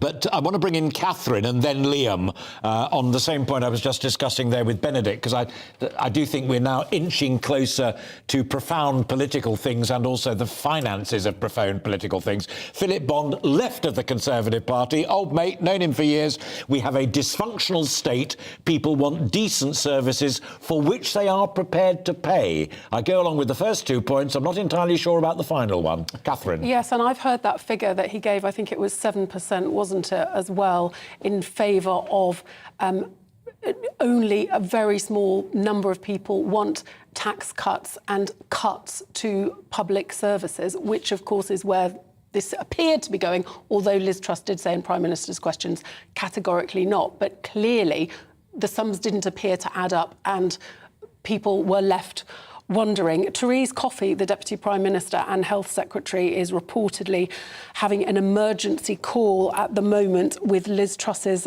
supporters ahead of the press conference. Make of that what you will. Also, former Chancellor Philip Hammond. Again, Therese Coffey, one of her closest, Liz Truss's closest friends and her deputy in government. Very close friend and ally. And Philip Hammond, also ex-Chancellor of the Exchequer, has been saying that if the Conservatives decide to go ahead and get rid of Liz Truss and bring in another PM, that there would have to be a general election. You are going to need more popcorn and more cold water in this studio, and you are not going to miss a jot, Doma, or all the rest of it. Liam Halligan, you may be tempted to launch into that last speculation that our mutual friend Catherine was just talking about. But your reading of this dysfunctional state, that people do want decent police services, decent housing, something you've always banged on about, and all the rest of it, and they're prepared to pay for it. I think they want both, but aren't prepared to pay for it. I think they are to some degree, and they want somebody else to pay for it. I know the polling that Philip's referring to, and the questions were sort of slightly loaded. Look, I do think low taxes are pretty popular with most people across the UK. If low taxes were on offer, freezing corporation tax would certainly be very popular with lots of small businesses. You pay corporation tax if you're a laundrette or you run a kebab shop. Yeah. So I think we need to be mindful that more money isn't the answer to everything, particularly in the NHS, where we spend above the OECD average on our health service, and we have almost the worst outcomes of any advanced country apart from the United States. That's not an ideological point, that is a factual point shown by many, many academic surveys of the state of our health service. And, there's a lot of mischief going on here. Philip Hammond, no longer an MP. Alan Duncan, no longer an MP. People who really didn't like Quasi Kwarteng. They really don't like the Brexit wing of the Conservative Party. I do think there are what we called in the part of London where I grew up, Alistair, some afters going on in terms of the post 11 o'clock, drink up now, please, and the evening really begins. There is some of this going on. There's a political lockdown. There is some of this going on in the Conservative Party. I also think whoever was Prime Minister now, it's like a really bad game of pass the parcel. Whoever was Prime Minister now would be presiding over rising interest rates. Yeah. They would be presiding over the withdrawal of quantitative easing and an increase in hardship, not least around living standards. And I think history will judge. Whatever Liz Truss says now, Alistair, whether she stays, she goes, whether she tries to bolster her government or whether there's proper capitulation, and we'll analyse that after. I do think history will judge. So far, she's been slightly unlucky. All right. Well, there we are. Unlucky generals and all the rest of it. If you're watching on television, you know what that is. It's the press room within Downing Street. And if you're listening on radio, that was Liam Halligan talking. Here we are, Prime Minister Liz Truss. Microphones down in the studio. Here's the Prime Minister. Good afternoon. My conviction that this country needs to go for growth is rooted in my personal experience. I know what it's like to grow up somewhere that isn't feeling the benefits of growth. I saw what that meant, and I'm not prepared to accept that for our country. I want a country where people can get good jobs, new businesses can set up, and families can afford an even better life. That's why, from day one, I've been ambitious for growth. Since the 2008 financial crisis, the potential of this great country has been held back by persistently weak growth. I want to deliver a low-tax, high-wage, high-growth economy. It's what I was elected by my party to do. That mission remains. People across this country rightly want stability. That's why we acted to support businesses and households with their energy costs this winter. It's also the case that global economic conditions are worsening due to the continuation of Putin's appalling war in Ukraine. And on top of this, debt was amassed helping people through the COVID pandemic. But it is clear that parts of our mini-budget went further and faster than markets were expecting. So the way we are delivering our mission right now has to change. We need to act now to reassure the markets of our fiscal discipline. I have therefore decided to keep the increase in corporation tax that was planned by the previous government. This will raise £18 billion per year. It will act as a down payment on our full medium-term fiscal plan, which will be accompanied by a forecast from the independent OBR. We will do whatever is necessary to ensure debt is falling as a share of the economy in the medium term. We will control the size of the state to ensure that taxpayers' money is always well spent. Our public sector will become more efficient to deliver world-class services for the British people. And spending will grow less rapidly than previously planned. I met the former Chancellor earlier today. I was incredibly sorry to lose him. He is a great friend, and he shares my vision to set this country on the path to growth. Today, I have asked Jeremy Hunt to become the new Chancellor. He's one of the most experienced and widely respected government ministers and parliamentarians, and he shares my convictions and ambitions for our country. He will deliver the medium-term fiscal plan at the end of this month. He will see through the support we are providing to help families and businesses, including our energy price guarantee that's protecting people from higher energy bills this winter. And he will drive our mission to go for growth, including taking forward the supply-side reforms that our country needs. We owe it to the next generation to improve our economic performance, to deliver higher wages, new jobs and better public services, and to ease the burden of debt.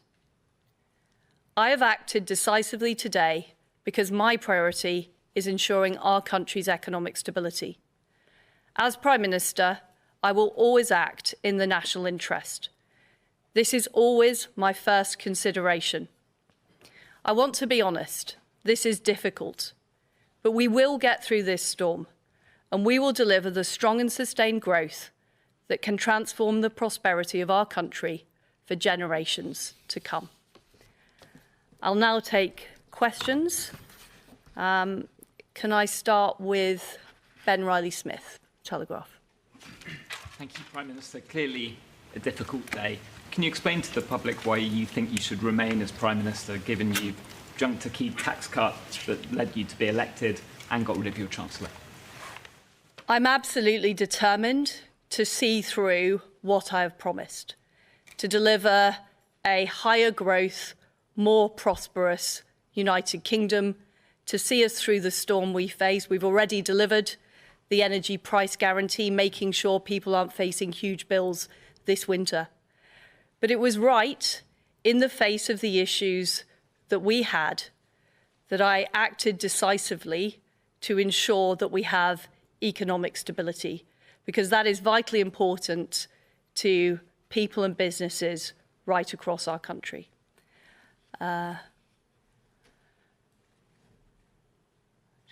Harry Cole.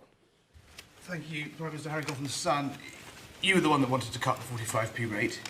You stood on a platform to win the leadership of the Conservative Party on a platform to cut corporation tax.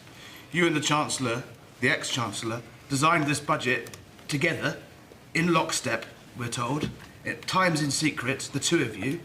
He has to go because of the fallout from it. How come you get to stay? Well, my priority is making sure we deliver the economic stability that our country needs. That's why I had to take the difficult decisions I've taken today.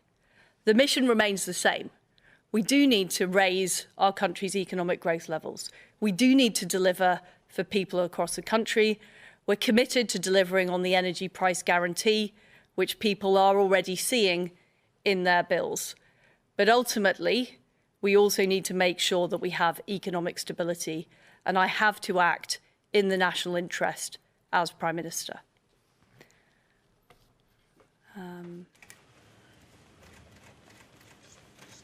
Chris Mason, BBC.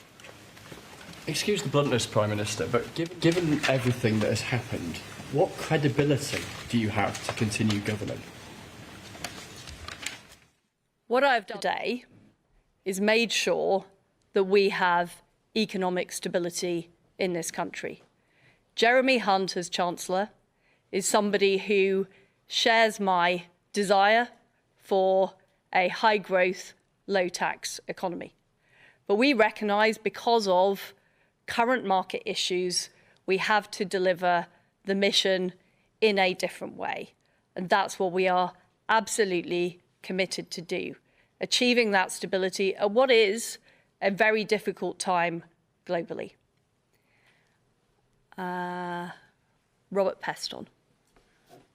Prime Minister, the former Tory Chancellor, Philip Hammond, has just said that you have totally trashed the Tory party's election-winning reputation for economic competence. Will you apologise to your party?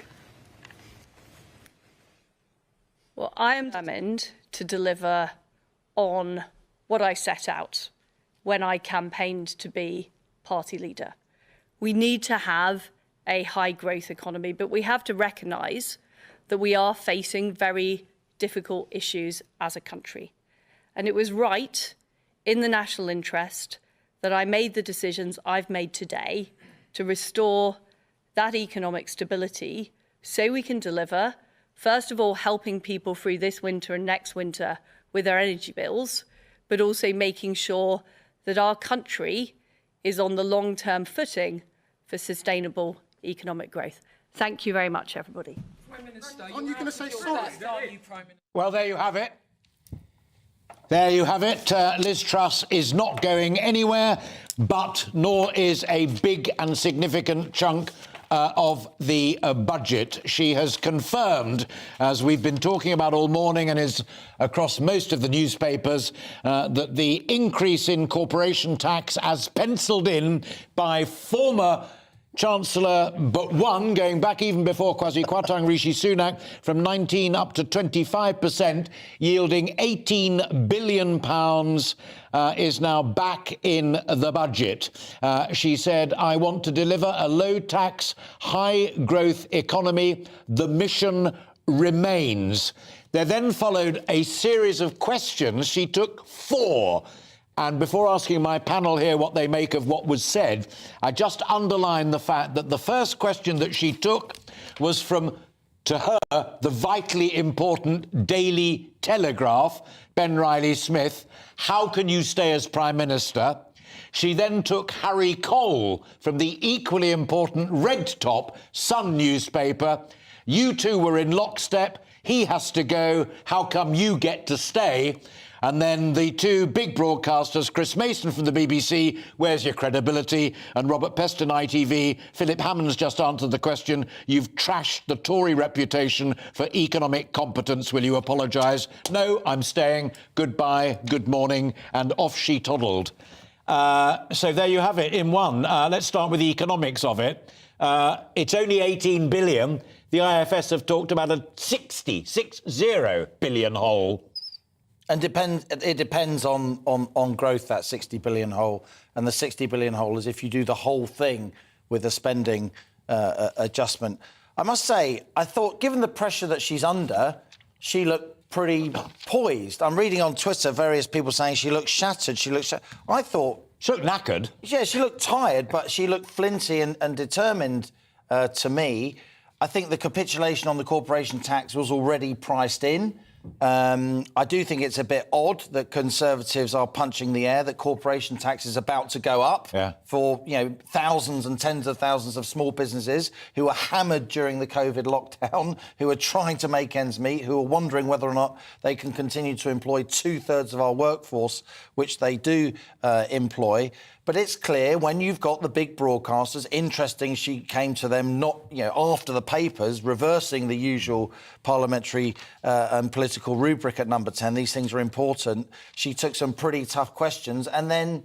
there's no other way to say this, Alistair. She sort of scarpered, didn't she? She absolutely did scarper. There were lots and lots of other people that wanted to ask questions, and rightly so. Benedict, you write for a range of newspapers, but not least the Eye and the Independent, but so with very much the hacks hat on. I mean, that is not an accident that the Prime Minister, back to the wall, goes first to the Telegraph, then to the Sun, and then obligatory BBC ITN. Yeah, it goes to the papers that are most likely to support her, and I think it says rather a lot that those papers were not really in a very conciliatory mood. I think Harry Cole's question there, you came as a pair, he's gone, surely you have to go. I think that sums it up. I think that's like they call in the trade a zinger. Yeah, I thought, I agree. Harry does zingers. Yeah. Harry Cole does zingers. He does them very well. I do agree. I thought she looked remarkably steely, but steely in the way that a football manager who's just been shellacked 6-0 and knows Sam Allardyce is about to replace him says, I have the full backing of the board. That was the vibe that I got. Obviously she has to put out a united front, but quite clearly this was a chastening experience, and whatever's gone before has been even more so. Catherine, she also on the economics of it, but there's a very important political nuance to this, given what the three of us have been talking about, and also Claire when she was here. Spending will now grow less rapidly than had been planned, and I am incredibly sorry, her adjective, incredibly sorry, to see Quasi go. Yes, but will it be enough? What struck me most really was the questions. There was no friendly journalist anywhere to be seen. They were very brutal. They were pretty much all on a theme, which is, how can you stay? Where's your credibility? And will you apologise? And I thought she looked quite lost. She was looking around to find someone, and I thought, why did they not give her a list of questions? So you go, Harry Cole, you know, she just looked...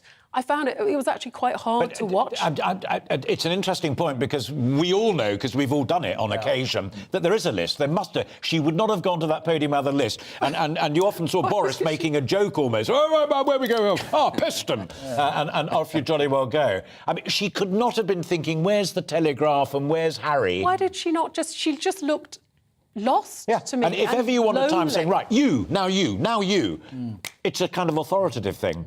She also, sticking with you, and then you two come in on this as well, because another thing I jotted down in my 3 pages of longhand notes, Jeremy Hunt, widely respected and one of the most experienced ministers available. I mean, not just he'll take over and carry on with what I want done, but bigging up Hunt, as clearly in the circumstances she had to, but I'm not sure that the Conservative Parliamentary Party will be as one in that description of Jay Hunt. No, not at all. I mean, he's clearly a serious person. He's had lots of cabinet jobs. He's seen as moderate. He backed Rishi Sunak, but didn't make a big fuss about it. So she's reaching out in that sense. I'm not sure... Having had his hat in the ring initially. I'm not sure how popular he really is. I mean, he didn't get far in the leadership contest. I'd be really fascinated to know Sajid Javid, who would have seemed to be an obvious and unifying choice. What happened? We may not ever... Maybe you turned her down. Maybe you turned her down. I mean, you would wonder... You'd want to be Chancellor now. It's a really sticky wicket. Nadim Tahawi, maybe. It's a really sticky wicket. You would wonder almost now whether Sajid might be waiting and saying, well, let's see what happens next, because if Rishi Sunak did come back, if Penny Mordaunt was Foreign Secretary, he could go straight back to being Chancellor. Who knows? Benedict, let me bring you back in again for that, your comment on what the Prime Minister had to say about Jeremy Hunt, her new Chancellor of the Exchequer. I mean, you read the mood in the Conservative Parliamentary Party pretty damn closely. What's your take? He's not a popular man. I mean, obviously she has to big him up, but I think if anybody wants to think back, what was his stance on Boris Johnson, the most popular Tory leader that they've had in a generation? Well, he was perhaps his biggest, most vocal critic. You know, what was his stance on lockdowns? He was one of the biggest advocates for lockdown, indeed going as far as praising China during the lockdown. These are not things, actually, necessarily that you want to be associated with. They're not very popular things within the Tory party right now. As you said, of course, she has to big up her choice. But if that's the only person that was prepared to take the job, well, I think that kind of speaks volumes as to where she currently is. Yeah. Put your other hat on. I mean, you do the politics as well as anybody else as well, but on the city reaction to it, because it struck me when Alan Duncan was talking earlier, and Alan Duncan, as it were, broke the news, and Catherine confirmed it, that FIP was out and that Ed Agar was in as the number 2 at the Treasury before we got Jeremy Hunt in as the new Chancellor of the Exchequer. These are not men, let alone women, with Treasury experience in reams and reams, and your buddies in the city want competence. Goes back to Phil Bond's point. They do, and they want some certainty, and the pound and the bond markets, the market where the government borrows money, the rate that ripples out across the rest of the economy.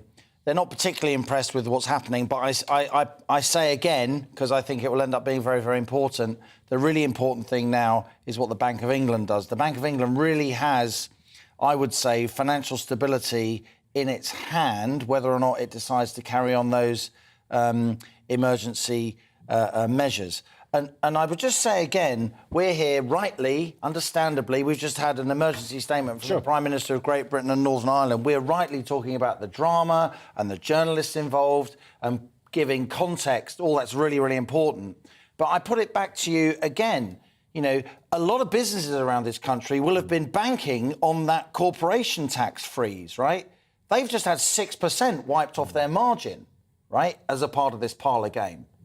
A lot of businesses won't exist because of what's just happened. A lot of people will lose their jobs. Yes. A lot of growth that was meant to happen won't happen. A lot of families will feel the pinch big time because the small business that they run is now not viable. I come from a small business background. Britain is brilliant at small businesses. It's where we do most of our innovation. They are an engine of social mobility and prosperity. So I'm as interested in the politics as everyone else, but I would also say a lot of our listeners and viewers will be screaming at their TVs and radios, angry that that small business corporation tax freeze has now been removed and they're going to have 6% wiped off their margins. Sure. And we've got about 2 minutes left, so I'm going to throw out a thought that we kind of began earlier on when we were talking about the GB People's Poll, and that is kind of the danger of a curse on all your houses.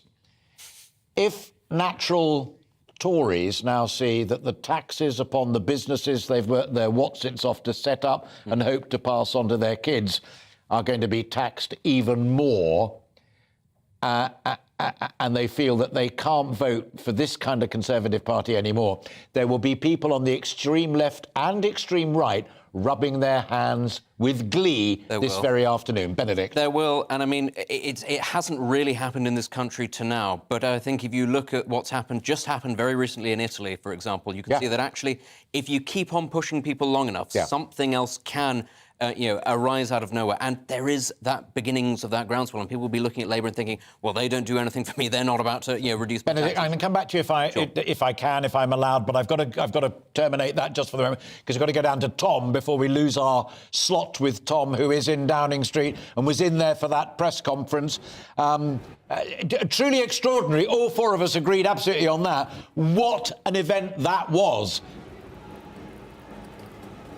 Certainly extraordinary, and only 8 minutes long from start to finish, including the 4 questions that the Prime Minister took. I have to say that there were quite a few of us in the lobby there sitting in the audience expecting that the Prime Minister would perhaps take more than just 4 questions, 2 from broadcast, 2 from print, but that did not materialise. We were left to some extent with more questions than answers. We did get some answers though. Firstly, we know that 31st of October fiscal statement is going ahead. It will be delivered by Jeremy Hunt, someone who ironically in the past has been advocating cutting corporation tax. Well, as Chancellor, one of his first acts will be to raise corporation tax, something clearly this government does not want to do but feels forced to do. And that creates a very difficult power vacuum. Who is leading the country? Liz Truss forced to U-turn over one of her signature policy planks. She was also very clear to emphasise how much she respected the former Chancellor, Quasi Kwarteng, now one of the shortest-serving Chancellors in the history of the United Kingdom. But perhaps most cryptically of all, one of the lines in that speech, that very short speech given by the Prime Minister, was not only would this corporation tax rise now come into force and act as a down payment on that medium-term fiscal plan, but also that spending will rise less rapidly than previously planned.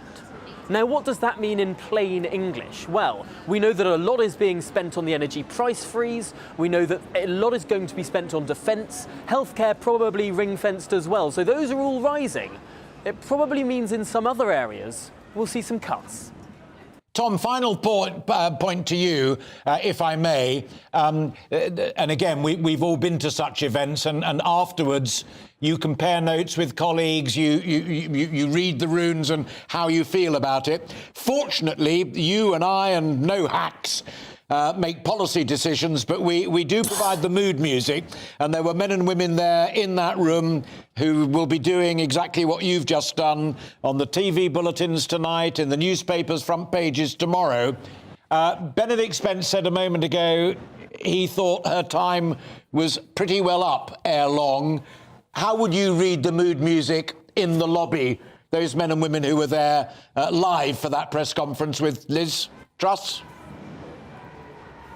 Alistair, I'll tell you what, even amongst the journalists from the papers that you would expect to be the most loyally in favour of this government, there was stunned silence. The papers tomorrow will not be pretty for this Prime Minister. I have to say, when she walked away after doing just 4 questions and my colleagues started shouting their questions at her and she walked away, we all sat there for perhaps a minute later in stunned silence, looking around thinking, is that it? Just 8 minutes and 4 questions. Now, we stood up and indeed the lobby chairman tried to get some answers from the Prime Minister's official spokesman. Would there be an impromptu press briefing, perhaps, we thought, to clear up some of these questions that the room had? But no impromptu lobby briefing took place. People standing around, journalists from all different broadcasters and newspapers, wondering what on earth was that. Tomorrow morning will not be pretty for the Prime Minister. Tom, great work all through the morning. Thank you, and afternoon. Thank you very much indeed. We'll keep in touch. We have 2 minutes left.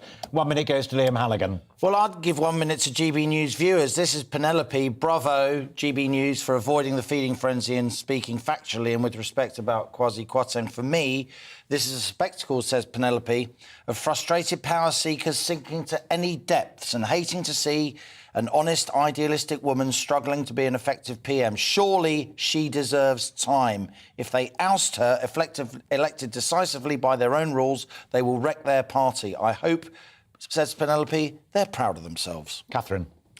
She's got rid of Quasi Kwarteng to try to save herself, I think, really. I think, judging by that and what you heard from journalists who are often well-disposed towards the Conservative Party, it doesn't look so far like that is going to save her, and she does look to be in real trouble. But things can change very quickly. All right, Catherine, thank you very much indeed. Shouldn't go on about it because you're only doing your job, but you did it brilliantly, and so too did you, Liam Halligan. You, on the other hand, came in and to join our panel of experts, for which we are very, very grateful, Benedict. It's always a pleasure to see you. Thank you very much indeed. So there you have it. That's our 3 hours up, and what a 3 hours it was. Quite extraordinary. Chancellor's back, Chancellor's out, Chancellor's in, bit of a reshuffle going on. Prime Ministerial press conference, bang, bang, bang, 4 questions. And as Tom said, tomorrow's newspapers ain't going to be pretty. Hope you enjoy them. This is GB Newsday with me, Alastair Stewart. Next up, Arlene Foster. But from me and all of us, very good afternoon to you. Bye-bye.